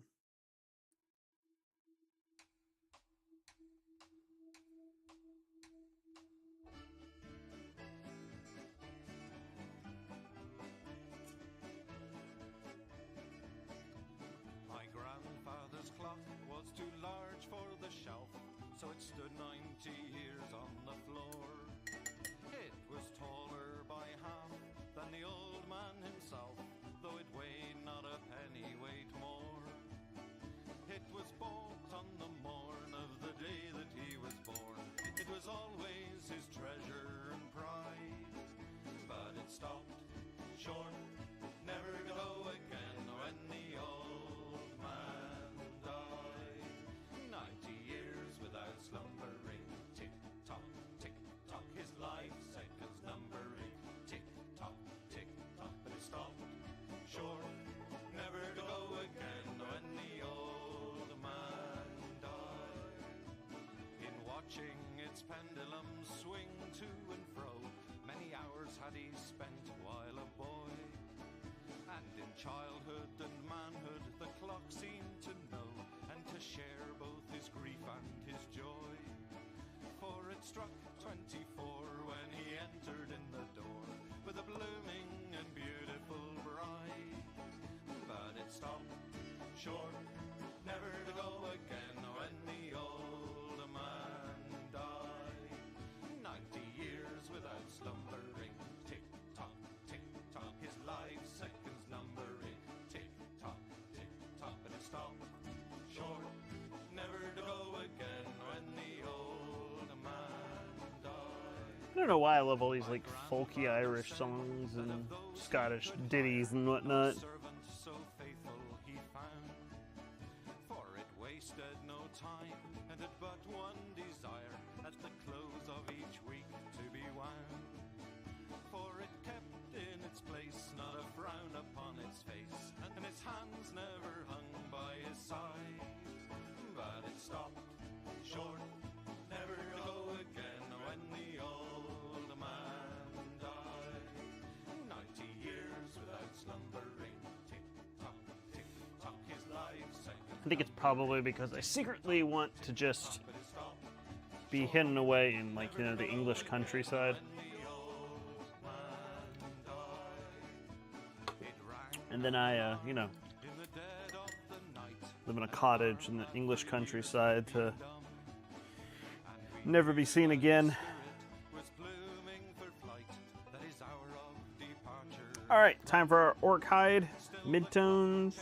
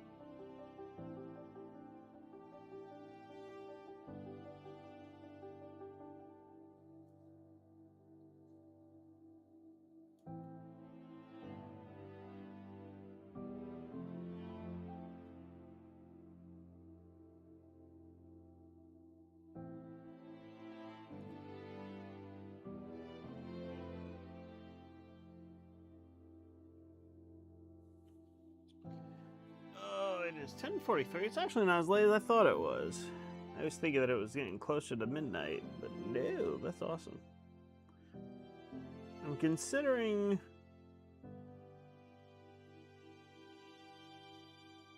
whether or not I want to go ahead and do the scales on these fellas.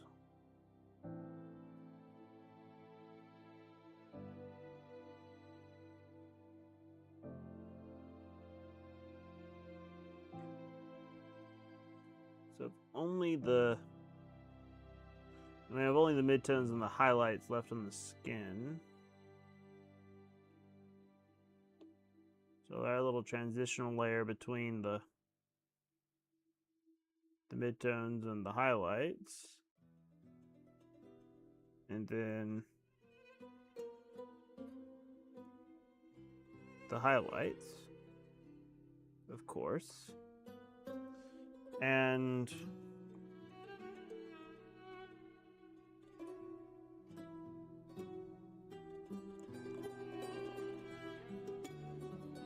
trying to think about what I want to do from a progress standpoint.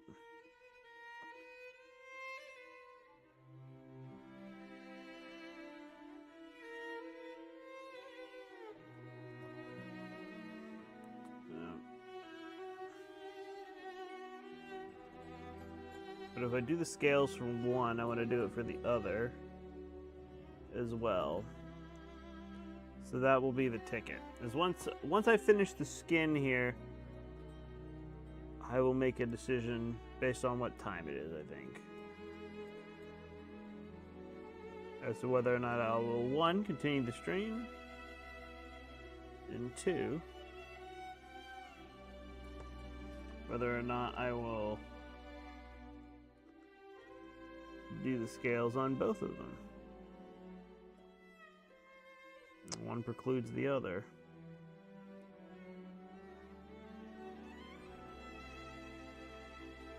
Obviously.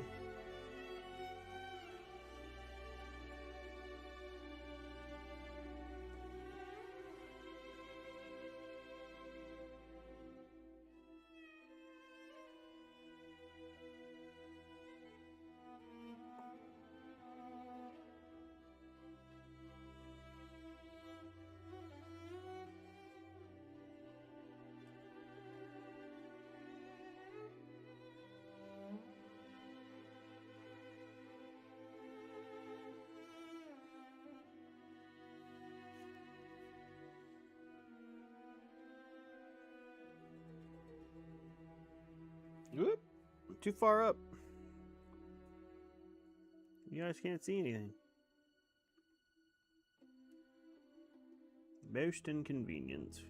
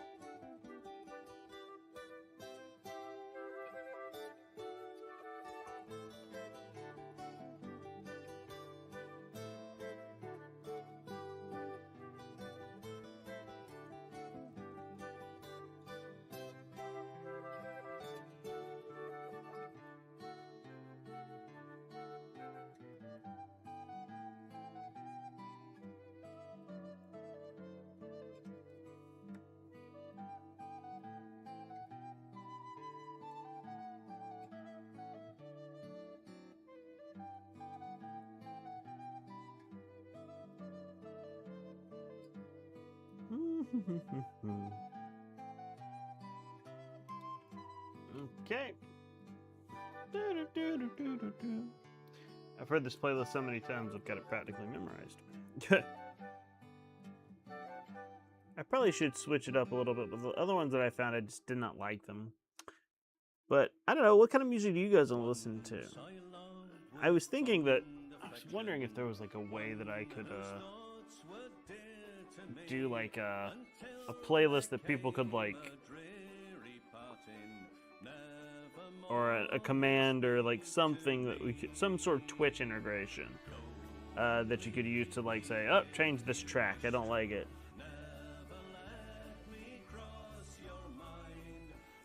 Or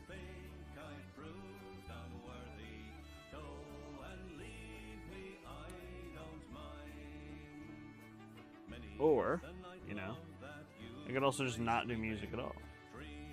And you can listen to your own music while you watch me, and I can listen to my music.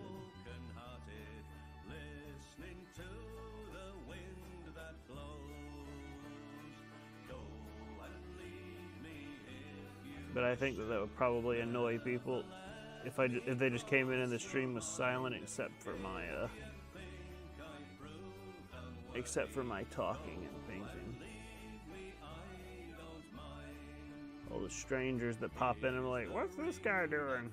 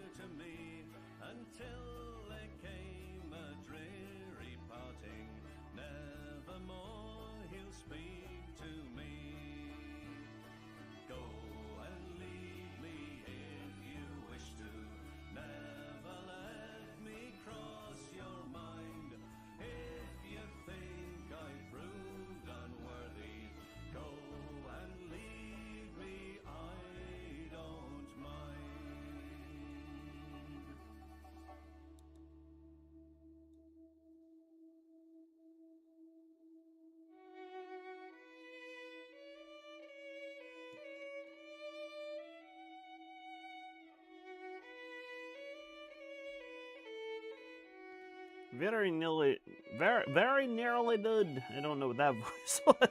Woo! Very nearly done with the midtones here.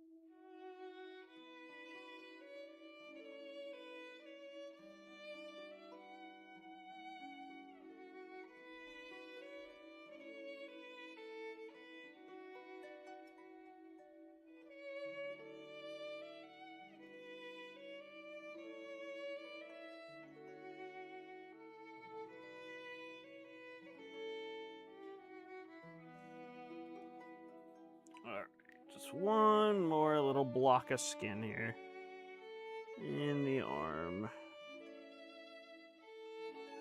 The back here.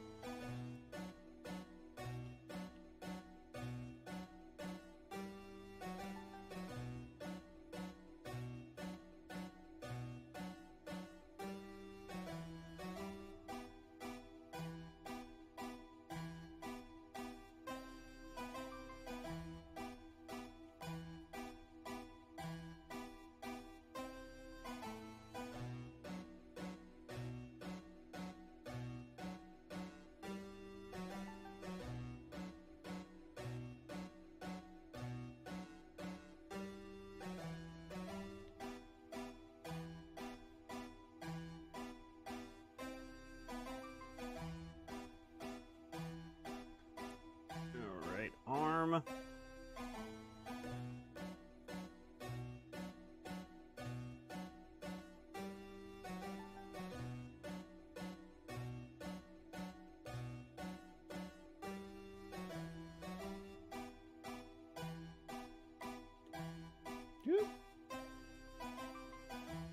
Freedom Geek, hello, welcome on in. Any Thousand Suns vids coming? Well, I saw your comment on the Thousand Suns video, and I thought about it. I may start those up again. The problem is that I've got a huge backlog of these Hero Quest models. But I'm gonna start recording videos again. And doing like the goal is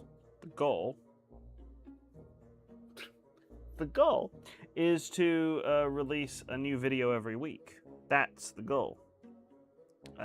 If I can get the rhythm down and do those, so there very well may be some Thousand Suns content in the future. I just need to figure out how to make it an interesting video. What would you want to see in a video like that? Just out of curiosity.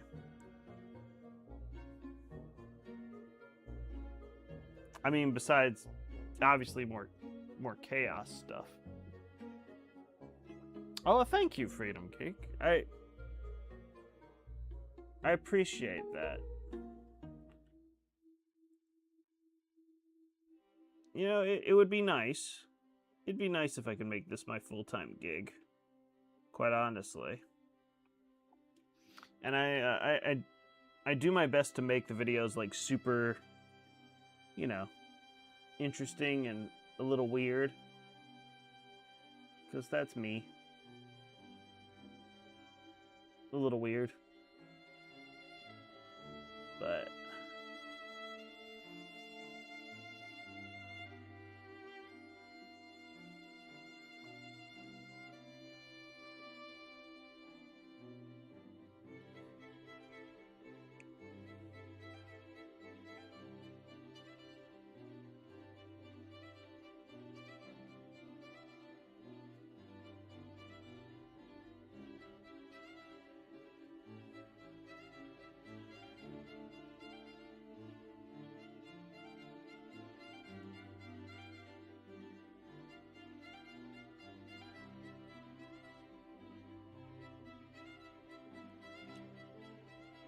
But yes, that's the goal. A new video every week is the goal.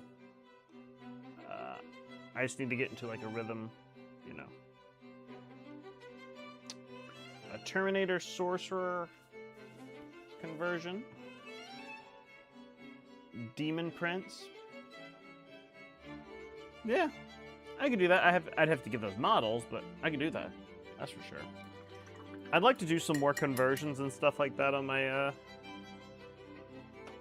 channel. I have some other ideas for conversions and things like that. So that could be fun to do. Is like some conversions videos. I have that model I painted, the Thousand Sun guy. He's right here. And there he is, hanging out, looking at the rest of his guys, just like, why aren't you painted yet? And he's judging me. But yeah, so that's definitely in the cards for more for videos in the future. Conversions, yes, the warp geists. I like them because they have skeletons on the inside. I think that if I did like a Demon Prince for the Warp Geists, What would be really cool is if I could lean into sort of like the Tomb King sort of thing and make him a little more skeletal. That would be pretty cool. Now I'm getting ideas. See, I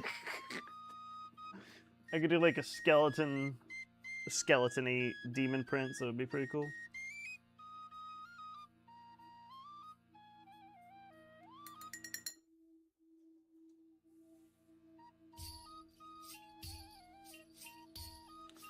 All right, just doing our initial highlight transitional layer.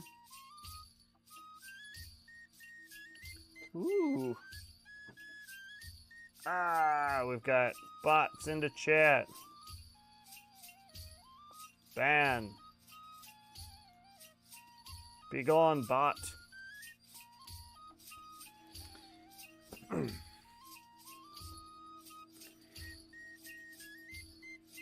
Yeah, that would be a pretty awesome, like, if you just wanted to lean into like the skeleton aspect of the warp geists.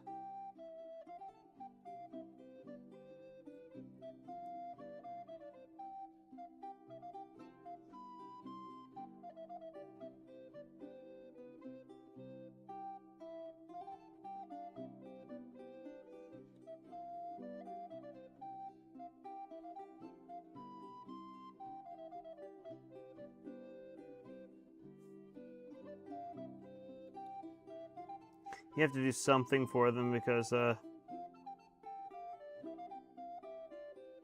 apparently Magnus doesn't like them very much from everything that I was reading about them.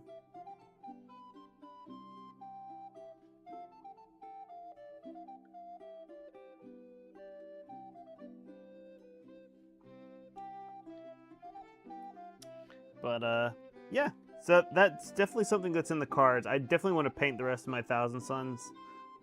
And I have an Armin that's just hanging out on his warp disc, and he needs a fresh coat of paint too.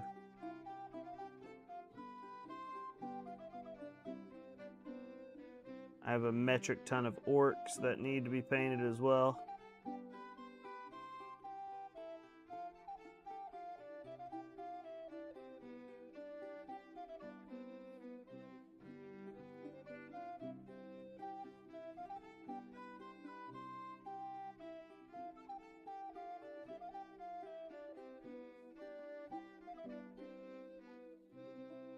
Oh, wow.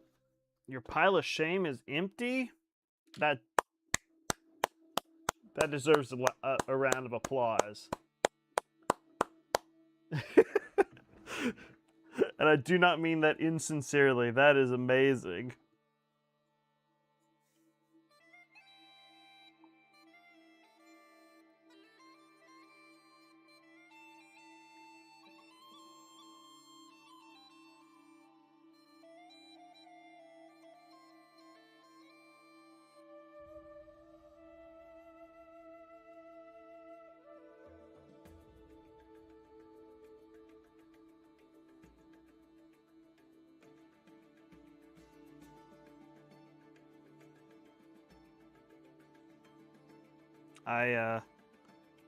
I cannot wait for my pile of shame to be somewhat reduced. You are most welcome. You're most welcome, Freedom Geek. Yeah, this Hero Quest project is something I've been working on for a long time. I'm very nearly done with all the models that I had set up to paint them. I'm not finished with all of them. I have many more Hero Quest models that I need to paint, and I haven't even started on all the furniture. So it's nowhere close to being like 100% done, but I set my goal, and I'll probably take a little break from Hero Quest models after I hit this goal. My goal for these guys is to finish all the models that I currently have primed, which are which is the base game. and the first 2 expansions, and along with some various sundry other characters from other expansions. And I'm almost done with all of the base game and the first 2 expansions. So once we get those done, that will be huge. And then I can take a little break from Hero Quest, which I plan on doing, to paint some other things. And that will likely be when I first, or when I start to focus more so on like my 40K projects.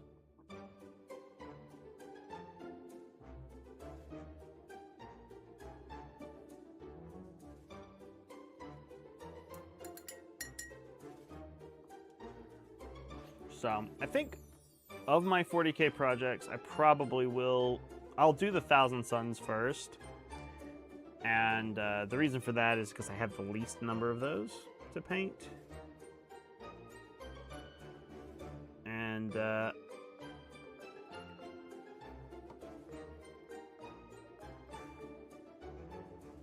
once I get finished with that, I have some ideas for other videos, some orcs, some orc conversions, an orc conversion that I've been wanting to do for a long time and make a video about.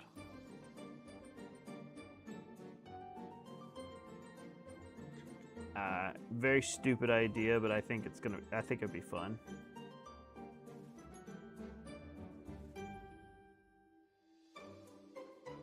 And I have no idea how I'm gonna make it work, but I'll figure it out.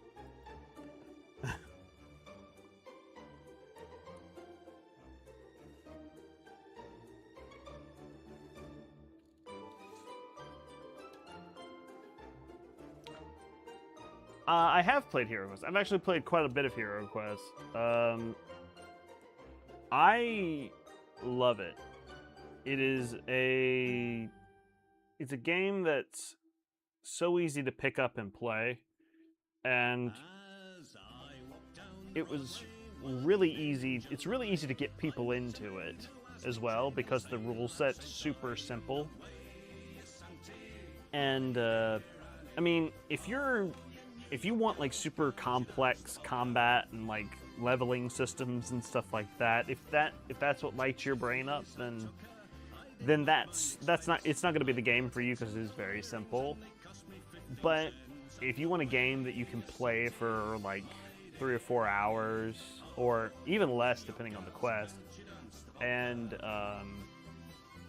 you know, it's something that like, you know, you want to get your kids or your friends who don't play like Dungeons and Dragons or really complicated tabletop games, and you're like, hey, do you want to play this cool dungeon crawler game?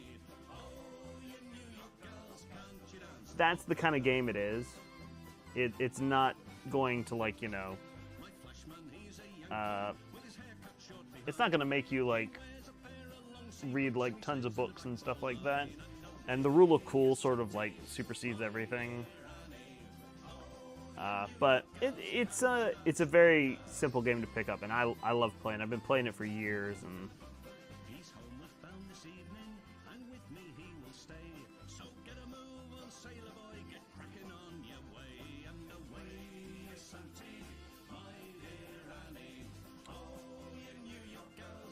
but yeah, it's a very good game, and there's a lot of homebrew stuff out there for it that makes it even, like, you know, more intense. So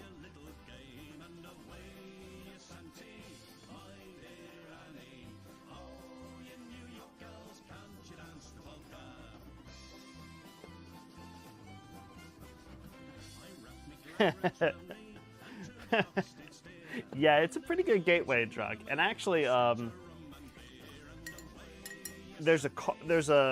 can get the core set for,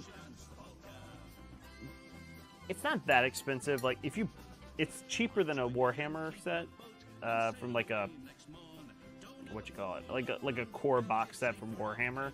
It's much cheaper than that. But there's a real cost-effective version. It's called HeroQuest First Light. It's about $50 or so. You can buy it at like Target and stuff like that.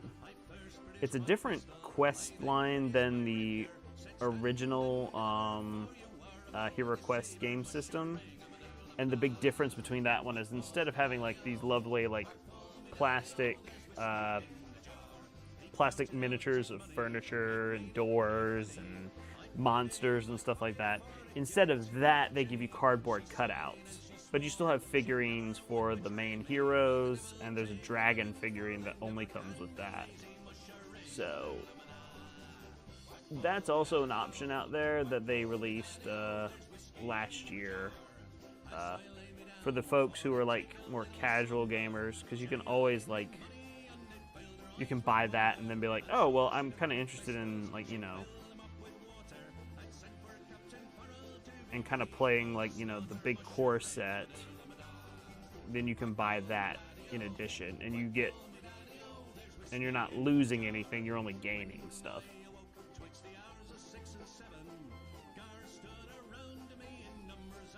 Ooh, yeah, the Darkwater minis are so cool. Dude, I am really so tempted to get it.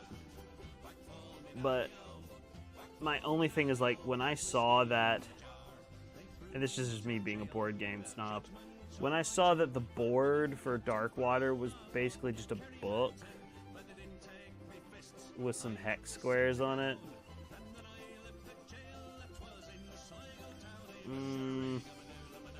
I was like, no, man, come on, GW, that's not Warhammer Quest.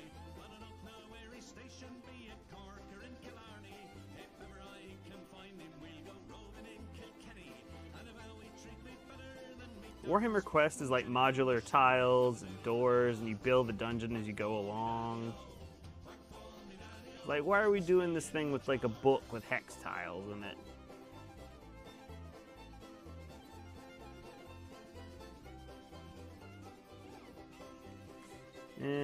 But the minis are great, dude. For me personally, when I saw them announce that dwarf, I mean, I'm a simple man. I was like, that is a fantastic dwarf. I want the dwarf mini out of that. And then I also really like the wizard, the Jade Wizard model that was in there too. I was like, oh man, that is so freaking cool.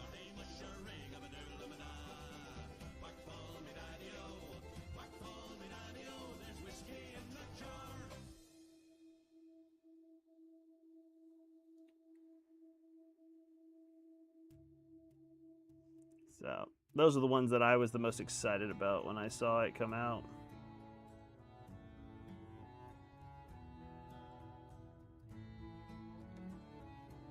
And those Chaos minis are something else. I mean, Nurgle's eating good already. Oh yeah, I'm a sucker for wizards too. I mean, obviously. But I usually wear the hat for my streams, by the way, but I'm not wearing it tonight because it's too freaking hot here. But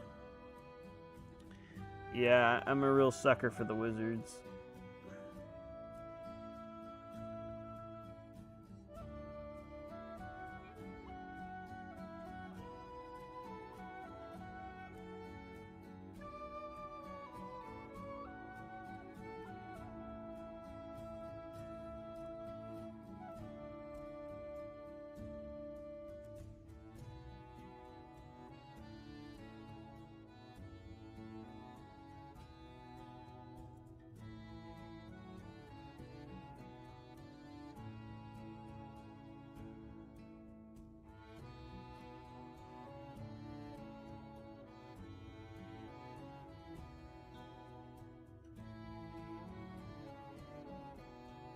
Internet. What is it? Internetco Models. Internetco Models, thank you for the follow. Sorry, I had a hard time reading it for some reason. Probably because I got old man eyes.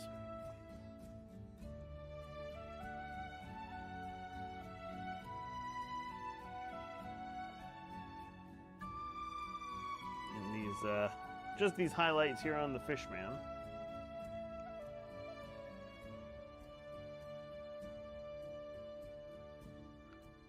Hello there, Internetco Models. Thank you. Thank you very much.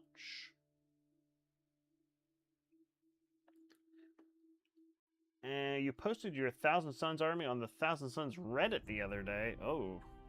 I'm not on the Thousand Suns Reddit, but I'll check it out.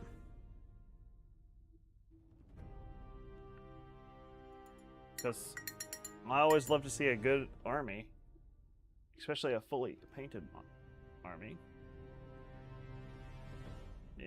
Yeah, welcome on into the chat. Internetco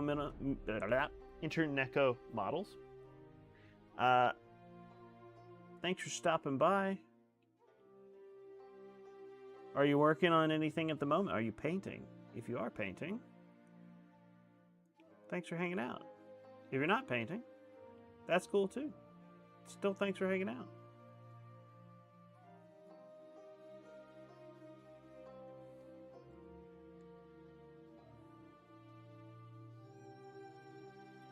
Post titled Pile of Shame Empty. Yeah, I'd brag about that too, honestly. I don't remember the last time my pile of shame was empty.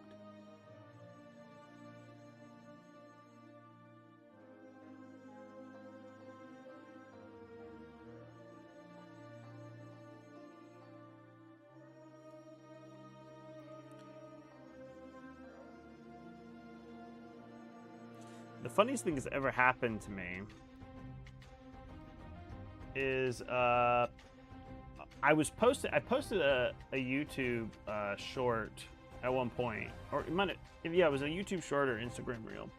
It was about my pile of shame, talking about piles of shame, and I posted like how many orcs that I had left to paint. And there's a lot. I mean, you know, I got a huge unpainted orc army here. You know. But, you know, who doesn't have a huge pile of shame? Who paints miniatures, right?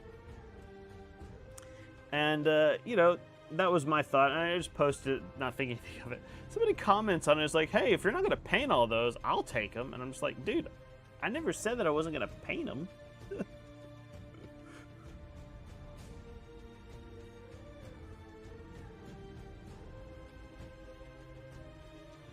It's like, I'll get to them eventually.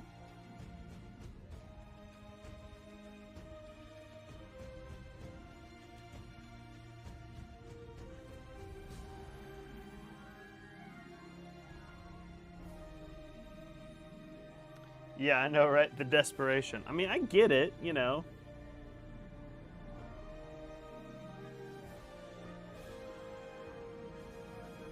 It never hurts to ask.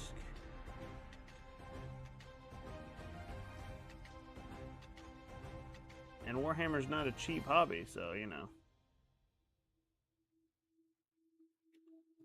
Take free stuff where you can get it, but, you know, I don't think asking for it in a YouTube comment's the way to go about it, but, you know, what do I know? Maybe that's worked for them before. They said, hey, give me those models if you're not going to paint them. And they were just, and then you were like, you know what? You know, you're right. I'm not going to paint these. You're going to have them.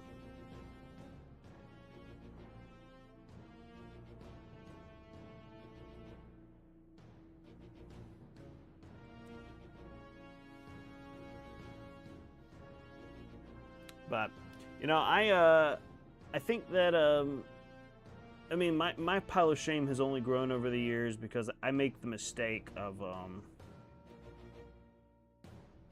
for a couple of Christmases, I asked for, like, you know, people to give me stuff from Warhammer. And then, like, I got so busy during the year, and Like, I think I got all my orcs, like, the year my son was born. And then my son was born, and I didn't have any time to paint. So, it was like, oh, this is a waste of money for the people who bought these for me, because I didn't have any time to paint them at all. So, that's usually how it goes for me. All right, well, that's the end of the skin on this particular abomination. So we've done 2 of these green guys. So let's see. It is 11:20. I've got some time here. I might go ahead and do the scales because they don't take as long as the skin because there's less of it. Just to recap what we've done so far tonight. So we've got the skin on this green abomination done. We've gotten the skin on the other green abomination done. Whoop. There we go. Those 2, the skin is done on them. And then on the blue ones, we have finished the skin and the scales. So I'm kind of going skin and scales, and then we'll move on to the individual parts because they all sort of are going to be the same color. So with these 2 done, we are more than halfway finished with the with these pose. So I've got 2 red ones here. I'm just kind of making different colors for all of them. And then we've got 2 more of this pose that we have to do. So lots of guys to paint, but I'm trying to paint them all very differently from one another. Yeah, they're pretty sick. These ones here, same unit, but very, like, you know, very Lovecraftian. So, big fan of this particular sculpt. Yeah, so we've got these guys. I think I'll go ahead and do their scales, because why not? I mean, you know, we're here. We might as well get this baller rolling. So we're going to do a transitional coat. We're going to use Wyvern Green and Emerald Green. They are abominations, is what they're called in the game. So they're basically fishmen. But it's actually... It's an interesting story. So originally, Hero Quest was a Games Workshop property. It was a collaboration in the 80s between Games Workshop and I believe it was Parker Brothers or Mattel. I think it was Parker Brothers. It was a game company, and they wanted to make a an easily accessible board game for a fantasy board game for like consumers. So they made Hero Quest, and it was set in the old world, like Warhammer Fantasy setting, and originally the monsters that you could fight were orcs, goblins, chaos warriors. There was a chaos sorcerer as well. And then there was the femur, which the femur is a Game Workshop thing. If you know what it is, it's like these kind of like lizardy cyclops guys with club tails. And they were kind of weird, and they're still kind of weird with Games Workshop. Games Workshop doesn't really talk about them that much. But there's also a gargoyle, which kind of looked like a bloodthirster, but it was a gargoyle. And then there were mummies and zombies and skeletons and, you know, those sort of things. But the femur obviously is a Games Workshop thing. So in 2021, when Hero Quest was re-released, it was sort of revived by Hasbro, which now owned Parker Brothers, and released under Avalon Hill, which is another one of their publishing houses. So Avalon Hill is in charge of publishing Hero Quest, and obviously they could not use femurs because that's a Games Workshop thing, and they also can't use Chaos because that's a Games Workshop's thing. So they changed the femurs to these guys, the Abominations. And they changed every instance of Chaos to Dread, which I still call everything Chaos because I played it back in the 90s because it was my dad's game. And I still call it all Chaos. I have a hard time making the transition to Dread Warriors. But yeah, so that's just a little brief history of the Abomination and where they come from.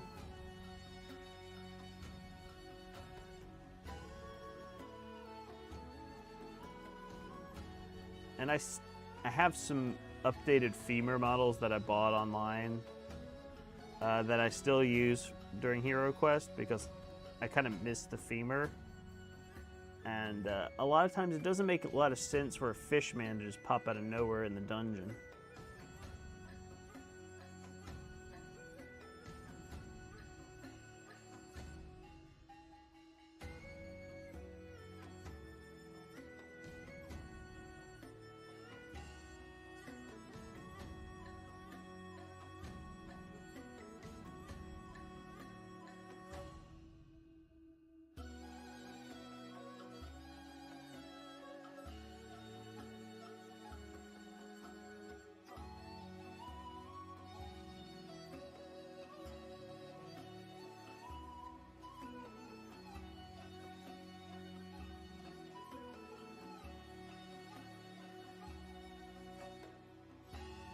Yeah, it is kind of interesting. It's also just interesting that, like, you know, that they just went ahead with it. Oh, I completely forgot to do that little line there. I'll go back and do it in a second. I've got this paint on my brush. I might as well go make it. But yeah, I mean, Hero Quest was the introduction for a lot of people into the world of Warhammer back in the day.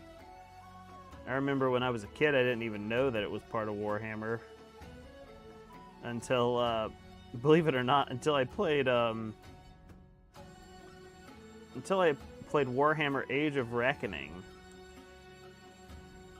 as a young lad, back when that was still a thing. It's still kind of a thing. There's a private server up, if you know what that is. If you know what Warhammer Age of Reckoning is.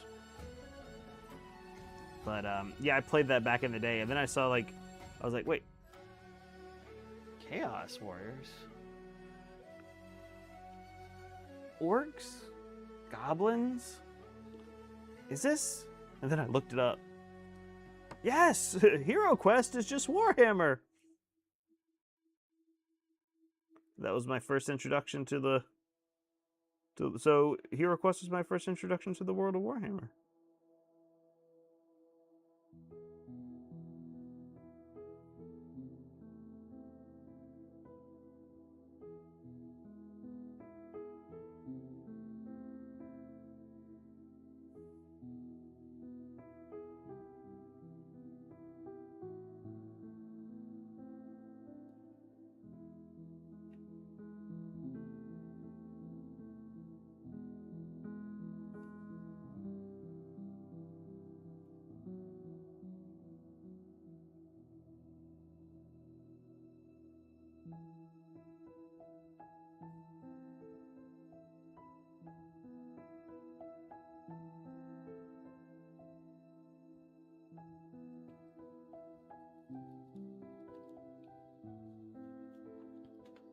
Yes, assume it's the MMO. It was an MMO, Warhammer Age of Reckoning. It was a MMORPG set in the old world of Warhammer Fantasy.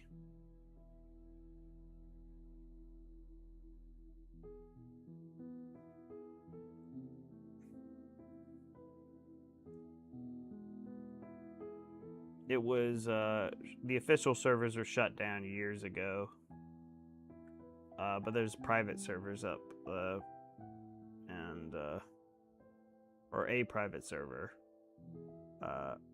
up that people still play on.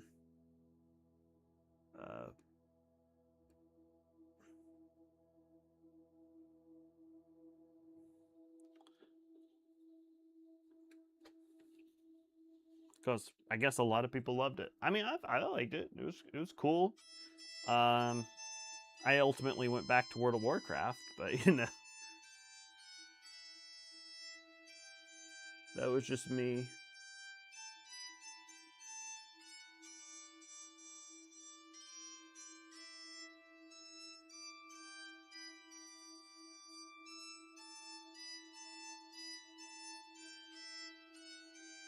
I don't even really play World of Warcraft now, so I guess the joke was on me, though.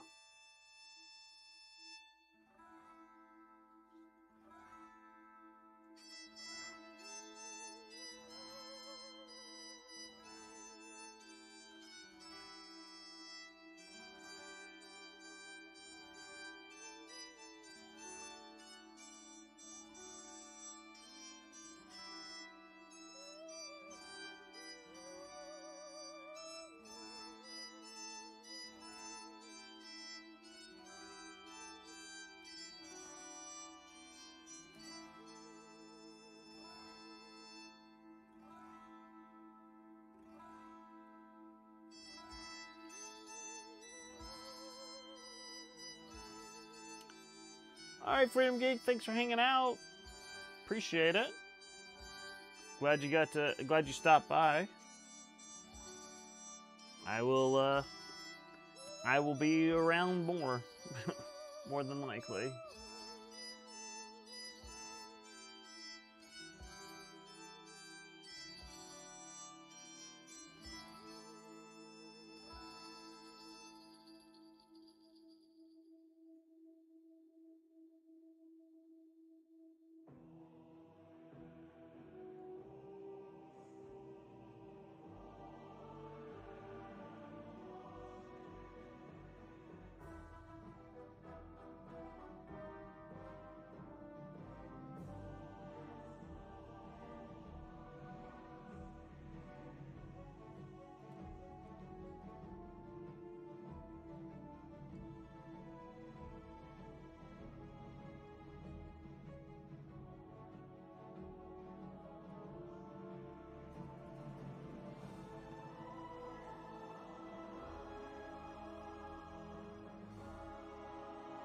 Just getting these legs. I think.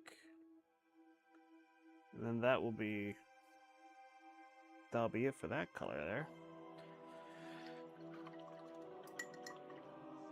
Alrighty.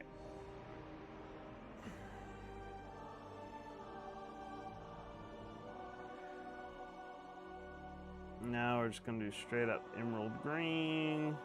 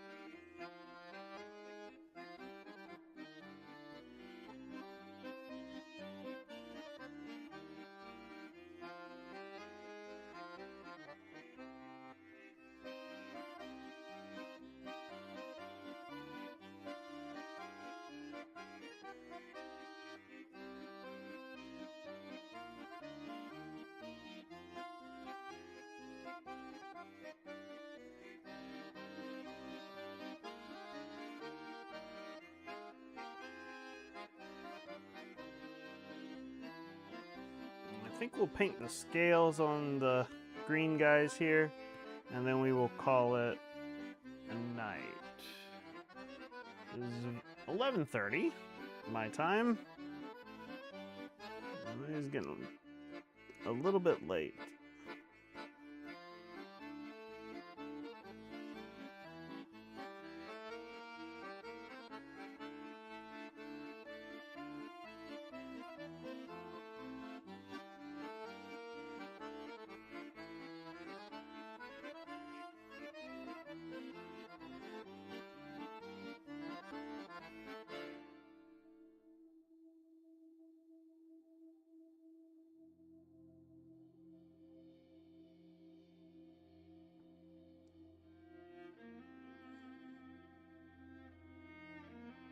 I'm liking the way this color combination is going. I was a little skeptical because I was like, are they going to be different enough? And they're very different shades of green, so I'm not disappointed in the way that this is turning out.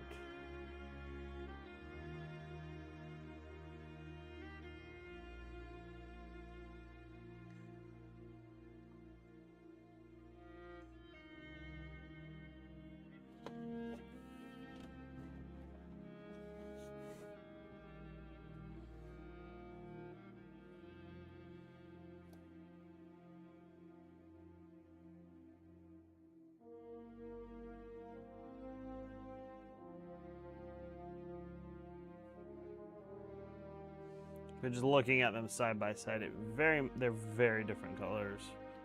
One is a bluer green than the other. So, I think it works. That is just...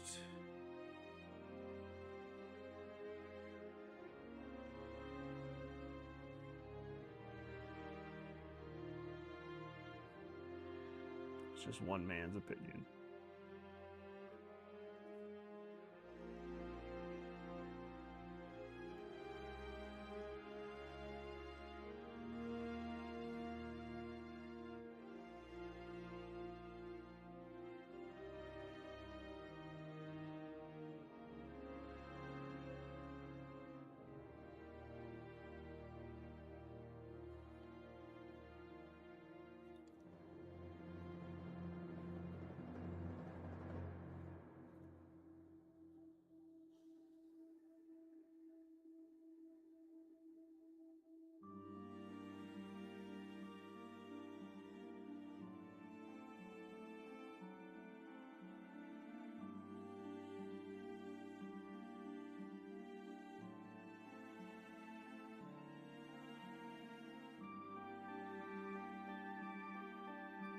Get the legs.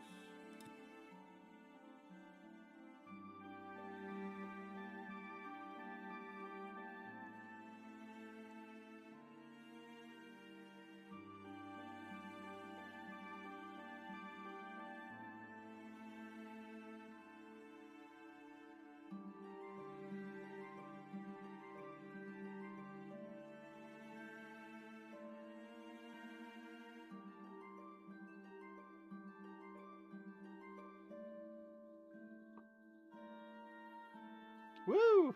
Way too high up. Yeah, this green is coming out a little bit nicer than I thought it would. I thought I was gonna look at it and be like, oh, these are too similar. I'm gonna have to pivot to a different color. But no, the green is working. They're different enough so that the green, the emerald green stands out amongst the sort of yellowy green. But here's going to be the real kicker. I'm wondering how the highlight's going to look, because the highlights are very yellow-green. So I'm wondering, I mean, I'm going to mix it, obviously, but I'm wondering if I should maybe try a different color. for a highlight. I do have a sort of a bluish green. I don't know if that'll work though. It might. I'll see if it'll work. We'll give it a shot. Why not?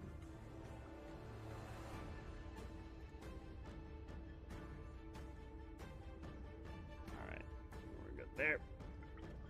All right, so that's our midtones. So let's try it, because I was originally going to use the ethereal green, but I think that is going to be too... I think it's going to be too yellow. I'm hoping that I have some of this left.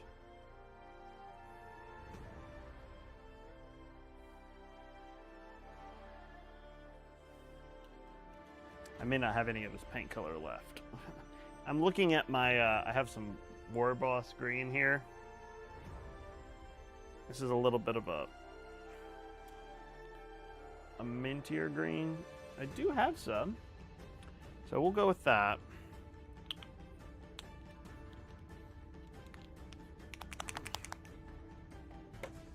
I've put some of my Citadel paints in dropper bottles, not all of them. So we'll give this a shot. This will be a little bit more of a, I think this will be a little bit more of a better highlight color than, so we'll do our transitional highlight. We'll mix the emerald green with the War Boss green.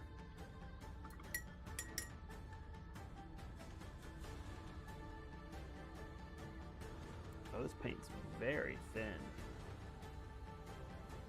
Why is it so thin? I might have... Yeah, this is like glaze consistency. Heh, interesting.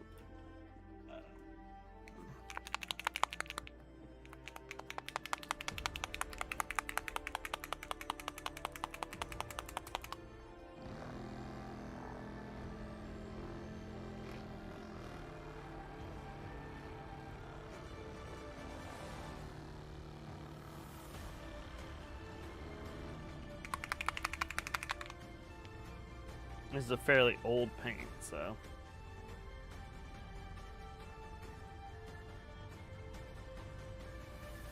There, that looks more like paint.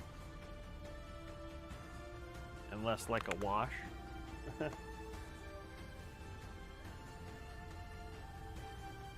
There we go.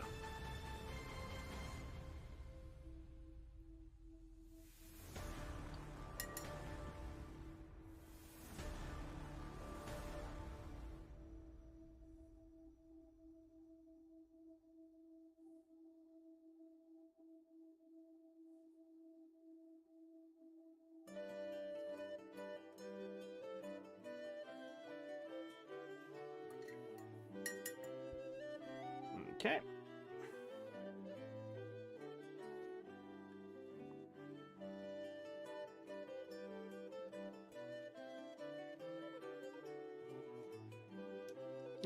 The dedication to the stream, amazing. Well, thanks, bud.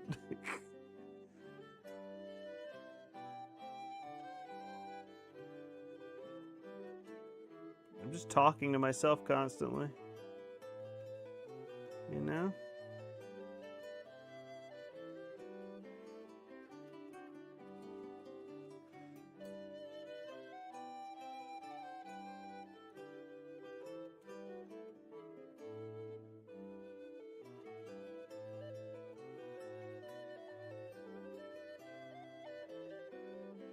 I've been having fun, so.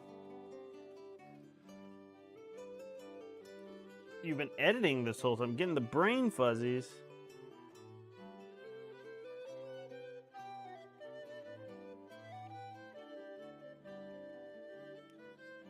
I'm sorry, bud. I know how it is, though. Once you're, like, in a mode.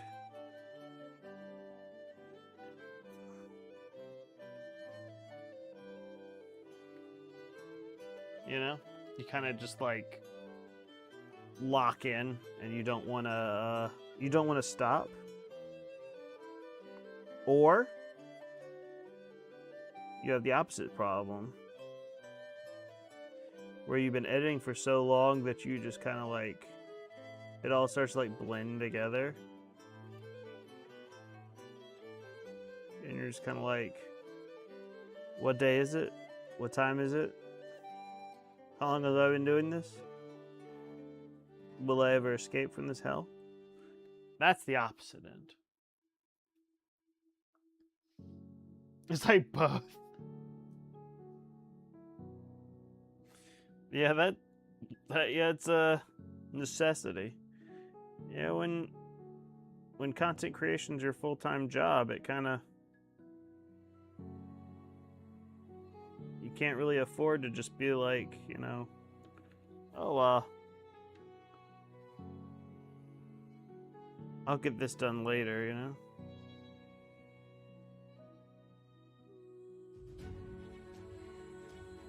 Unfortunately, it doesn't work like that.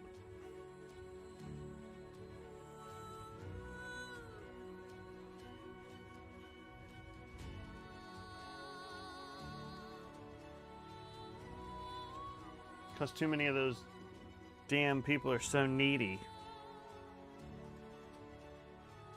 How dare you not give me my free content?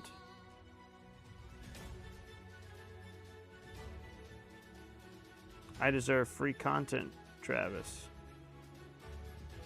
Give it to me now!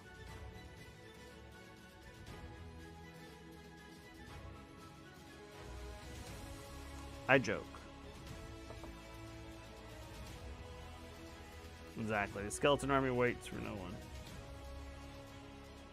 We'll all join. Eventually.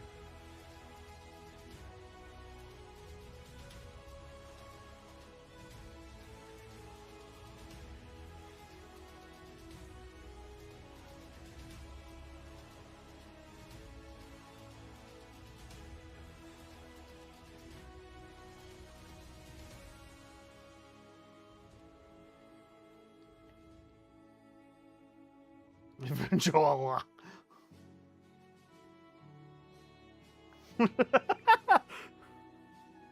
Yeah, that was an interesting choice of spelling, but you know what? I'm not gonna judge you, bud.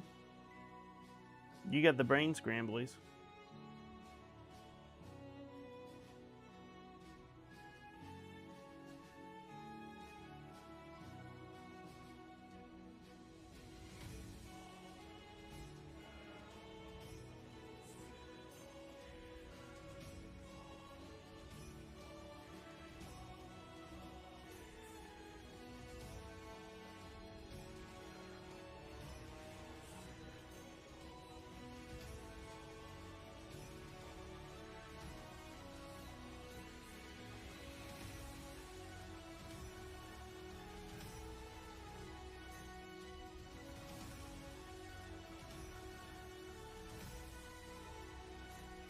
Yeah, I understand.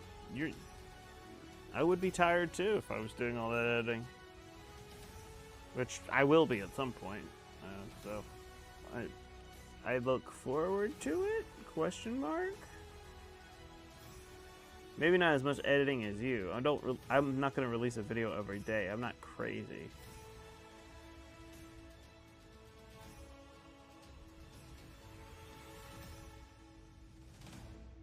I don't know what kind of crazy person does a thing like that.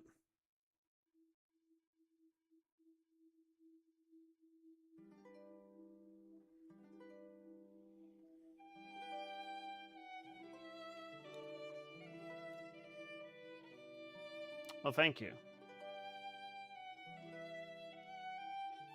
Yeah, I really like the green on this.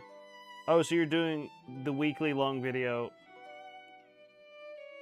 and the daily video. Gotcha.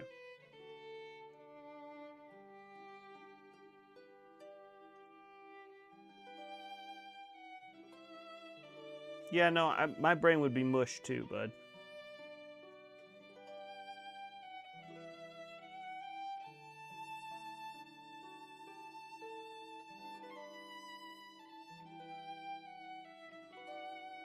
But hey, look on the bright side. At least you're not doing 2 a day anymore.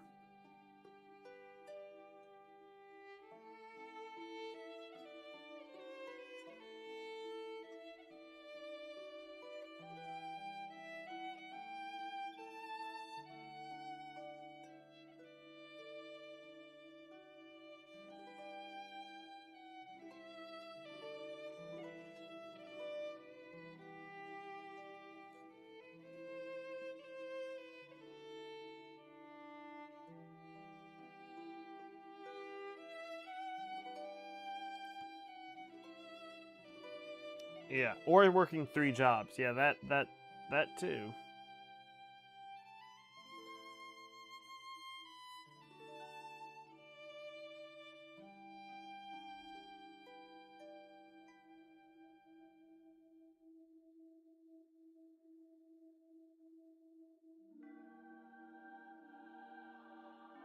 So there's a bright side there.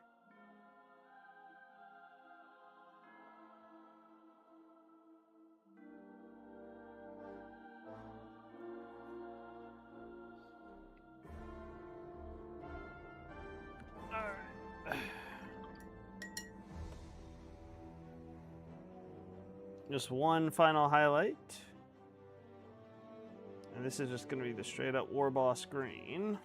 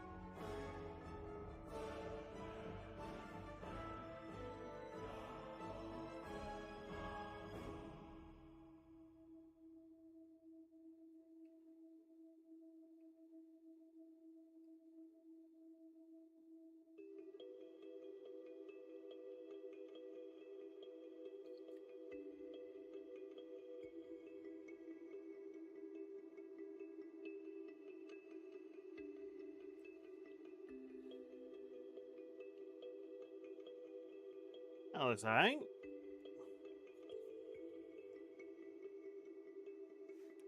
This paint is very thin, but it's showing up, so I'm not going to complain about it.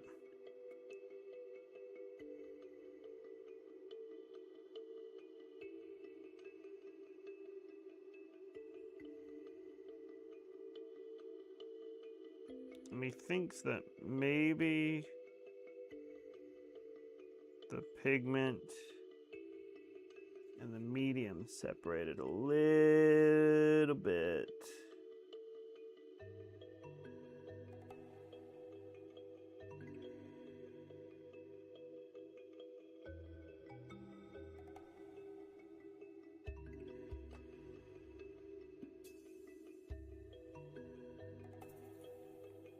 But that's okay, because it's showing up, so.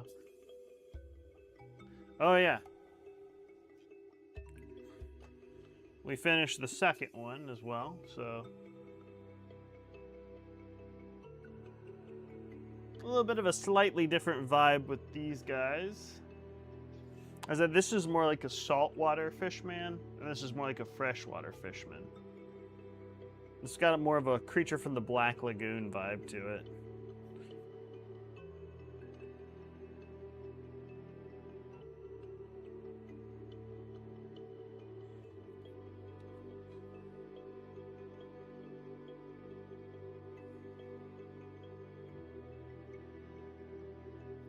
Got a little bit too much paint on my brush though.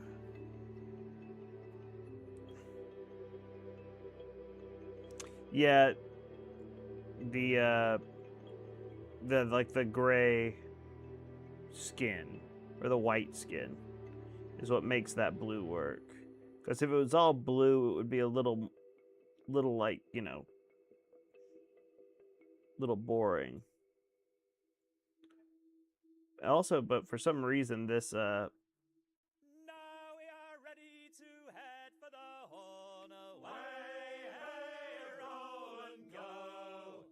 but for some reason the green on green with this guy works really well. Rollicking randy dandy oh.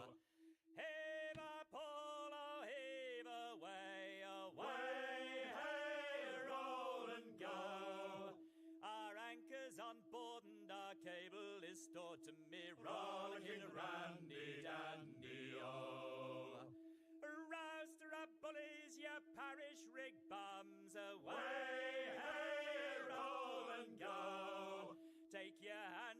your pockets and don't suck your thumbs to me. Rollicking Randy Dandy-O. Heave a polo, heave away, away, hey, roll and go. The anchor's on board and our cable is stored to me. Rollicking Randy Dandy-O. Arouse to our bullies, the wind's blowing free. Away, hey, roll and go. Let's get the glad rags on and drive her to sea to me. Rollicking Randy. You enjoying the sea shanty, Travis? Heave a polo, heave away, away, hey, roll and go. The anchor's on board and our cable is stored to me. Rollicking Randy Dandy-O. We're outward bound for Valleypow Bay. Way, hey, roll and go. Get cracking, me lads, 'tis a hell of a way to me. Rollicking Randy Dandy-O. Of course. Heave a polo, heave away, away, hey, roll and go. The anchor's on board, Of course. and our cable is stored to me. Rollicking Randy Dandy-O.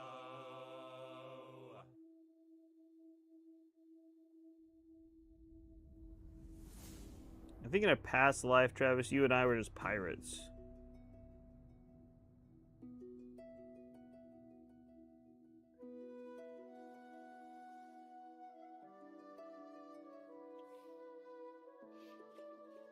You and I were just like, you know, out on the open sea.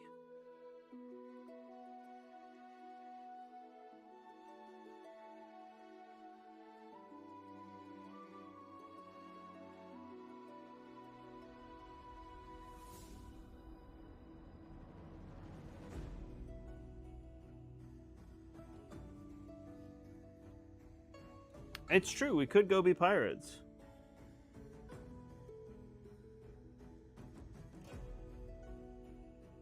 That's not as sexy anymore, you know?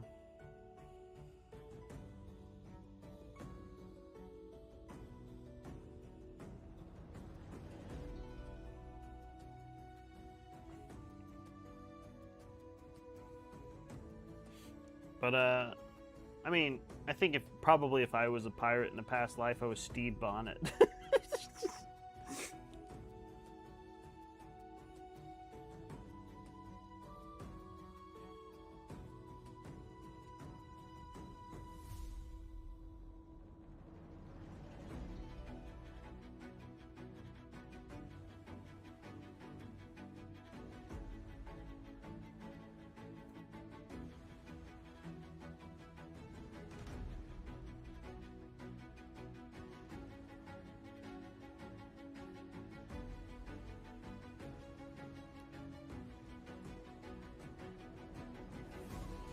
Like, married pirates to each other. Like, well, maybe if I was like, maybe if you were like Blackbeard and I was Stede Bonnet and we were like, you know, gay married to each other, we could do that.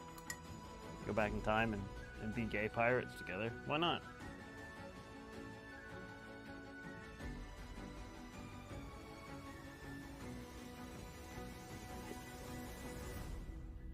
Yar, the sea and boogery call me name.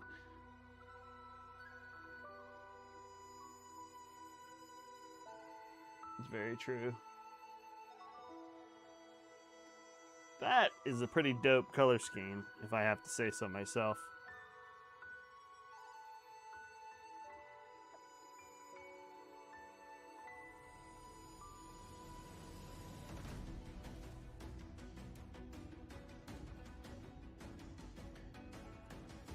I mean, not to brag too much, but I really like the way that came out.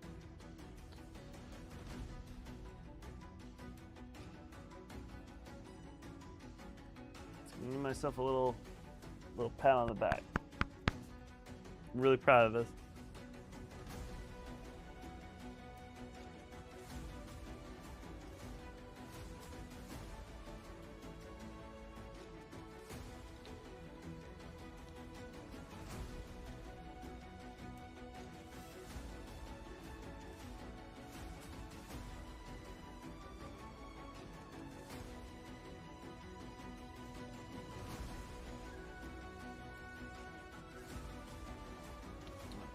I know.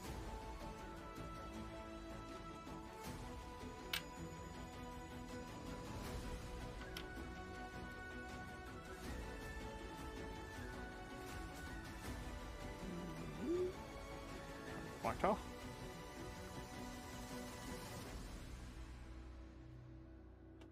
I put pennies and a 2p coin in my wet palette to keep the mold away. I don't know if it actually does anything, but I've been told that that is a thing.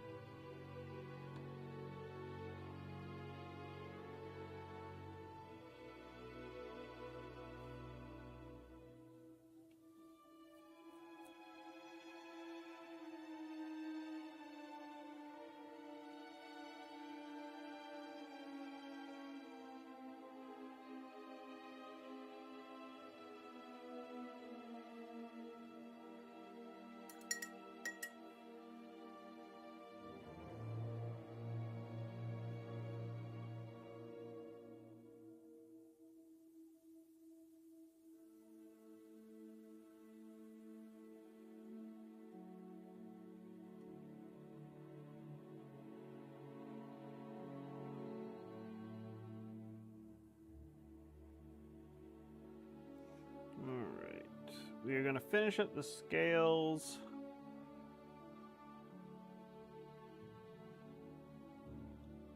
On this guy, then I think we're going to call it a night.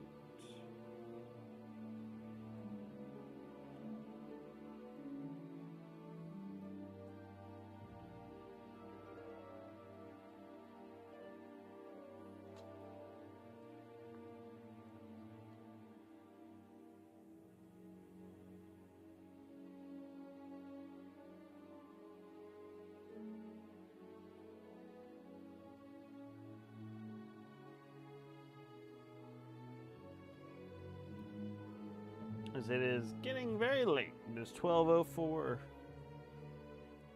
So I probably should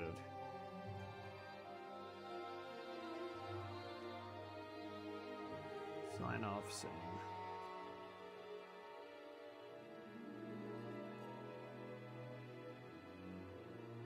But, you know, sometimes you get locked in.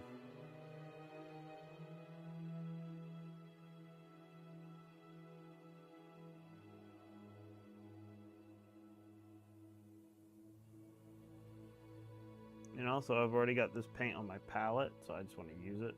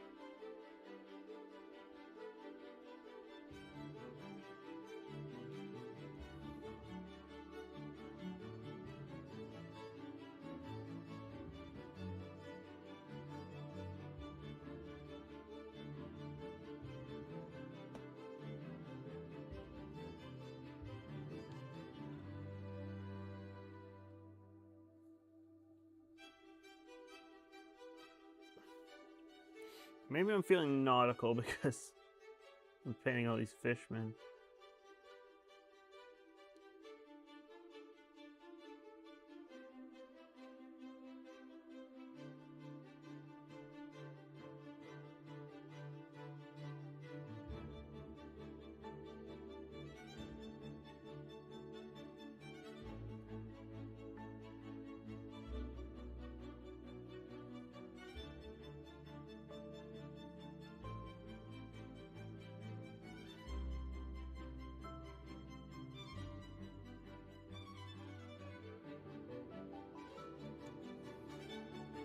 Something about fishmen make you long for the sea.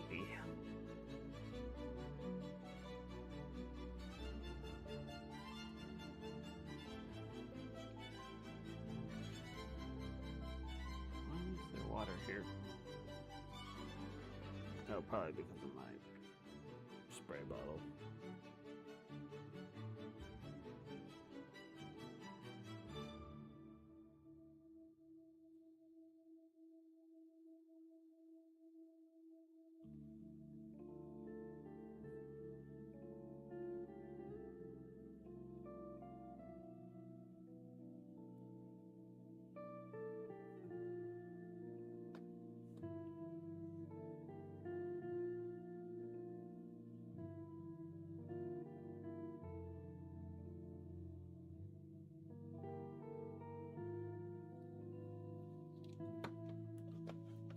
Come on.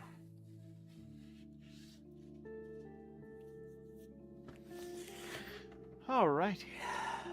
Almost. Just a few more.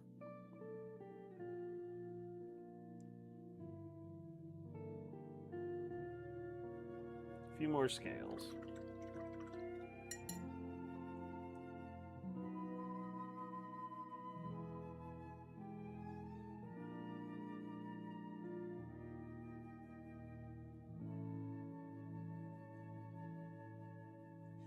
Tired is starting to set in over here too.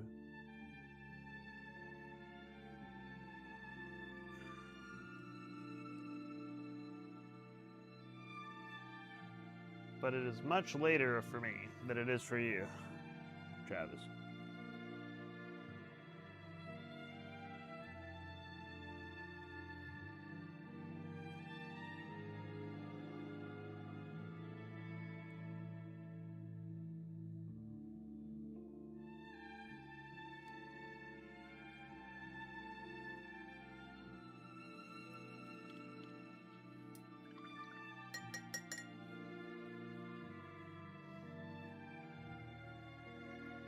But the bright side is that once we get these scales painted, we'll be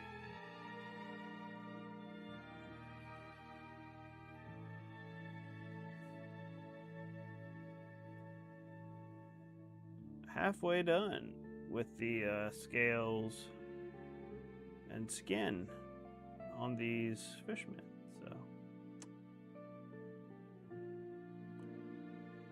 The interesting ones are going to be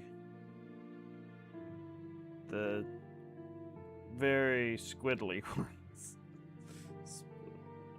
What I'll call them. I kind of want to paint them. You are most welcome. I'm happy to do it.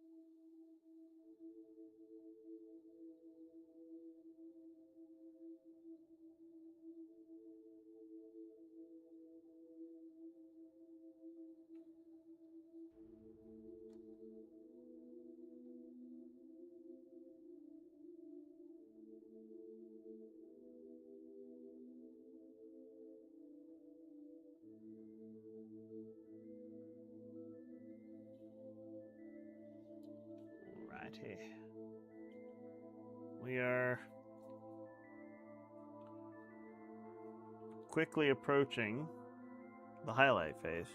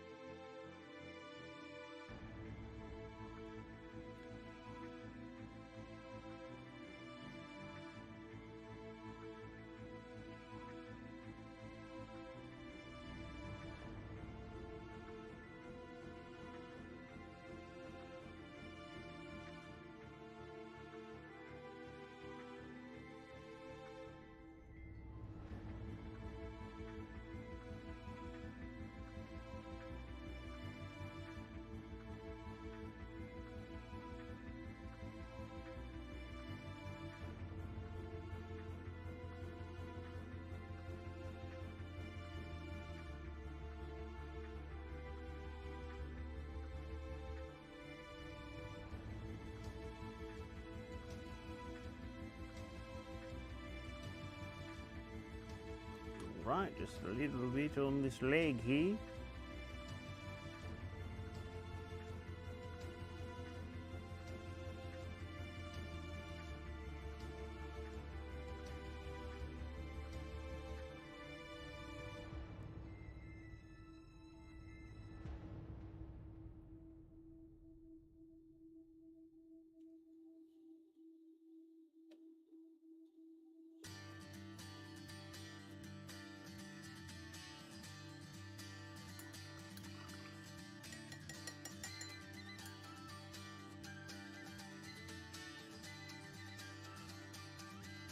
All right, we have reached the penultimate phase. The transitional highlight.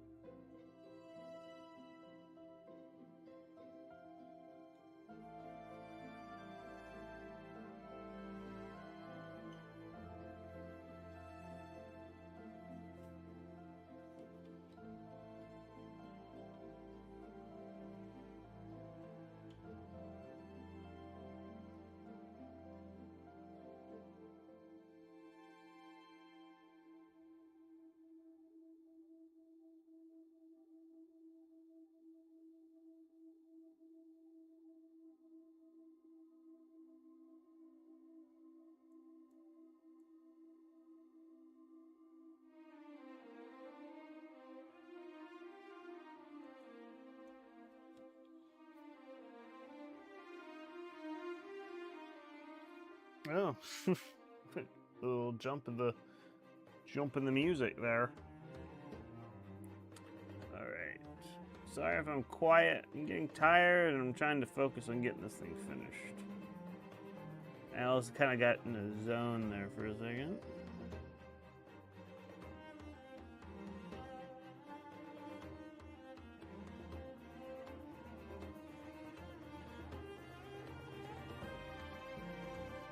We are on our penultimate highlight.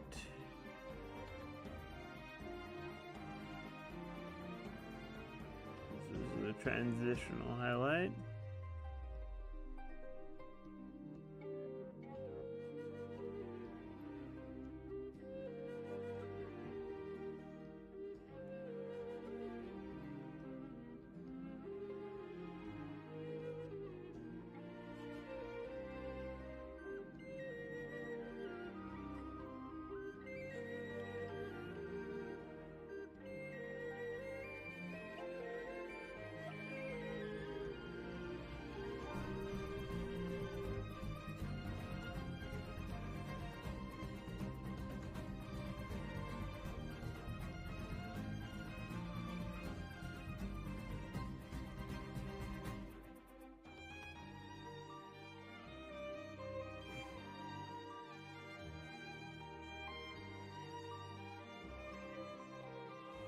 All right.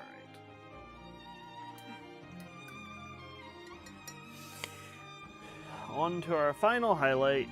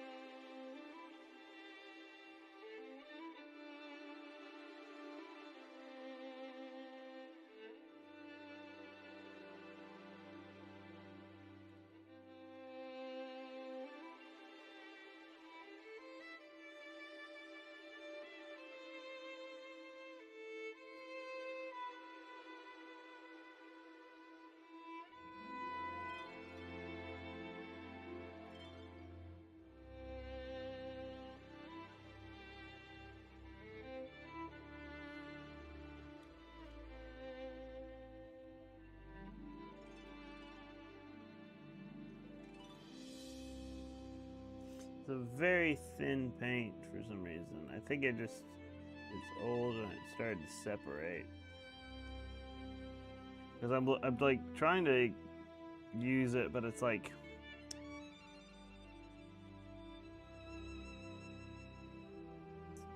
barely showing up in some places. And it's getting too much on the brush.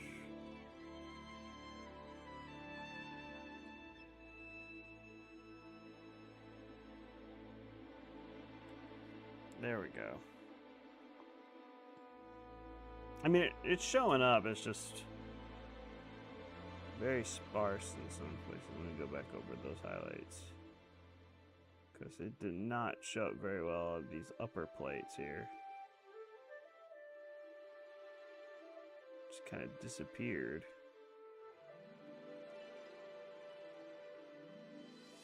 Have I seen the Lego Smart Brick stuff? I might have seen something about that. I don't know anything about it, though. What is it?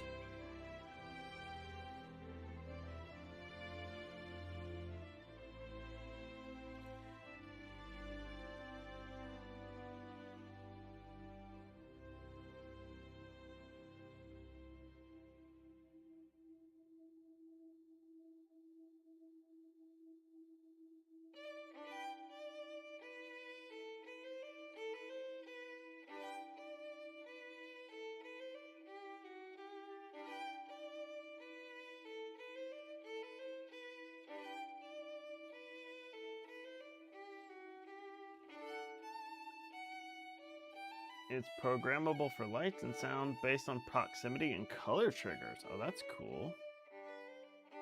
That sounds pretty cool.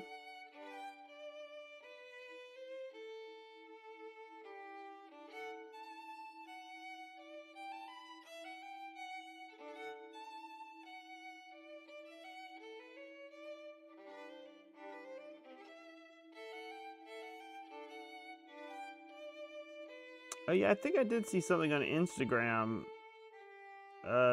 like something talking about it. I didn't listen to it, but I saw like it was like a clear Lego brick that kind of like lit up a bunch of different colors. Is that it? Yeah. Yeah, the size of a 2x4 block.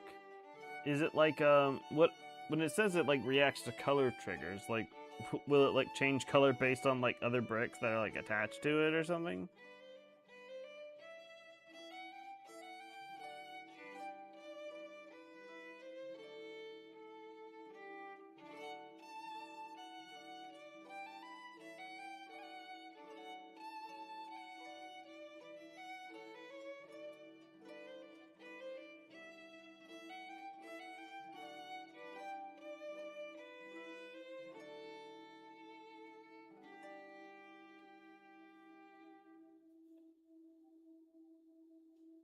Oh, that's pretty cool.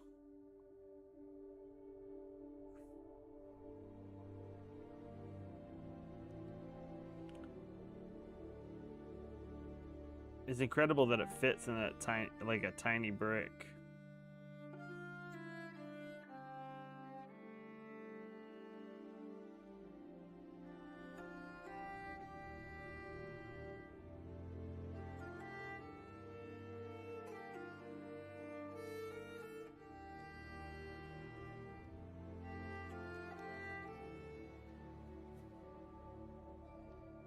But like, how does it know?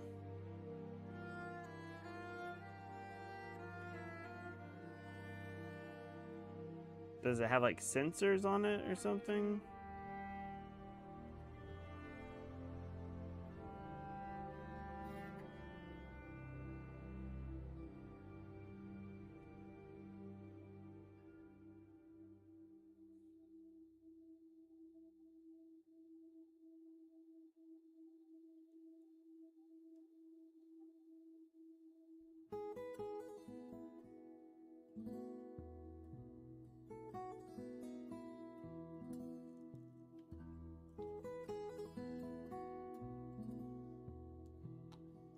Putting sensors, speakers, and lights in the brick, and the rest is run through the phone. Ah, that makes sense.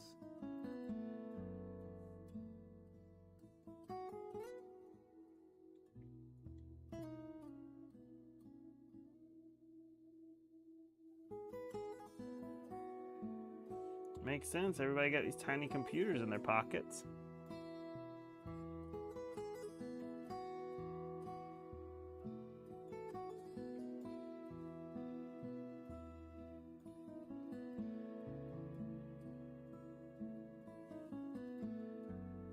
Could you imagine going back in time to like the guys who were using those giant ass computers with like punch cards to input programs and tell them like, hey, you know, one day everybody's gonna have one of these on their person at all times, but it'll be infinitely smarter and it'll fit in your pocket.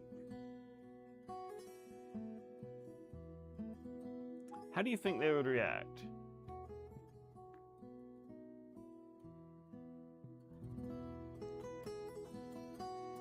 That's pretty damn impressive.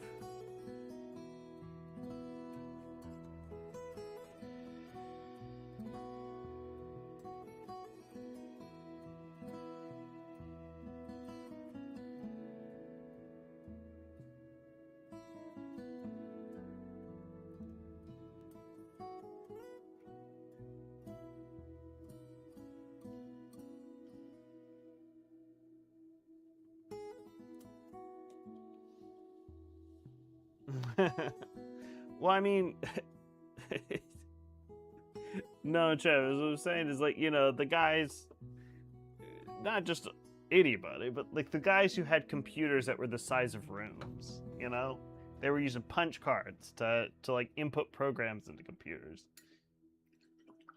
Very early computing. If you told them, like, you know, hey, we got one day everybody's gonna have one of these on their person at all times, and it's gonna be able to fit in your pocket. If you told those guys that, how do you think they would react? I think they probably would lose their damn minds. Anyway, that's 2 fishmen. They probably would. That's 2 green fishmen. Done and dusted. Well, at least their skin and scales are. And these fellas right here, they're done too. Now this is all the scales and skin that we have finished so far. They all look fantastic. I'm very pleased. Very pleased. So, yeah. Excellent. All right. Well, I'm going to take us on a little trip.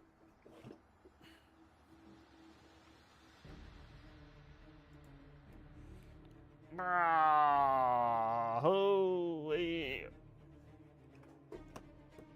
There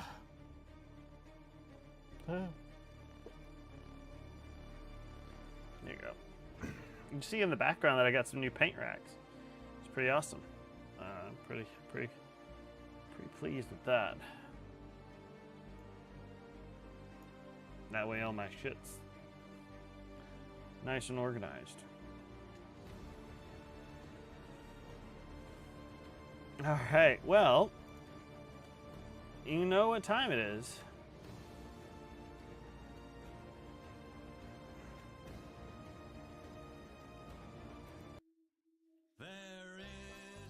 That's right. Time to say goodbye. It is late. It's 12:31 here. I have been going for, oh gosh, nearly 4 hours here. So I thank everybody for hanging out. Thanks for the new followers. Happy to have you here. Yeah. This Hero Quest project is coming along pretty nicely, and we're gonna be done before we know it, and we'll be able to do some different things. I love you too, bud, and I love everybody else as well. So, thanks for hanging out, and I'll be back streaming on Monday, and weekly videos soon. Fingers crossed. So, adieu, adieu. They do not let the parting grieve thee. Remember that the best of friends must part, must part. Adieu, adieu, kind friends, adieu, adieu, adieu. I can no longer stay with you, stay with you. I'll hang my harp on a weeping willow tree, and may the world go well with thee.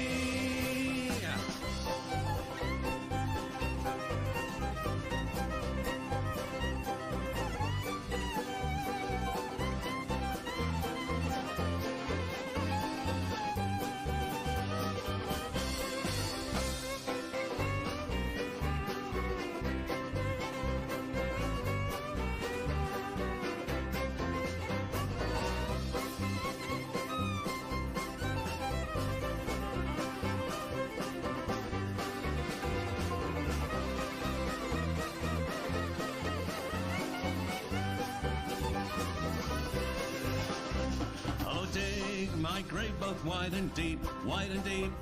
Put tombstones at my head and feet, and on my breast carve a turtle dove to signify I died of love.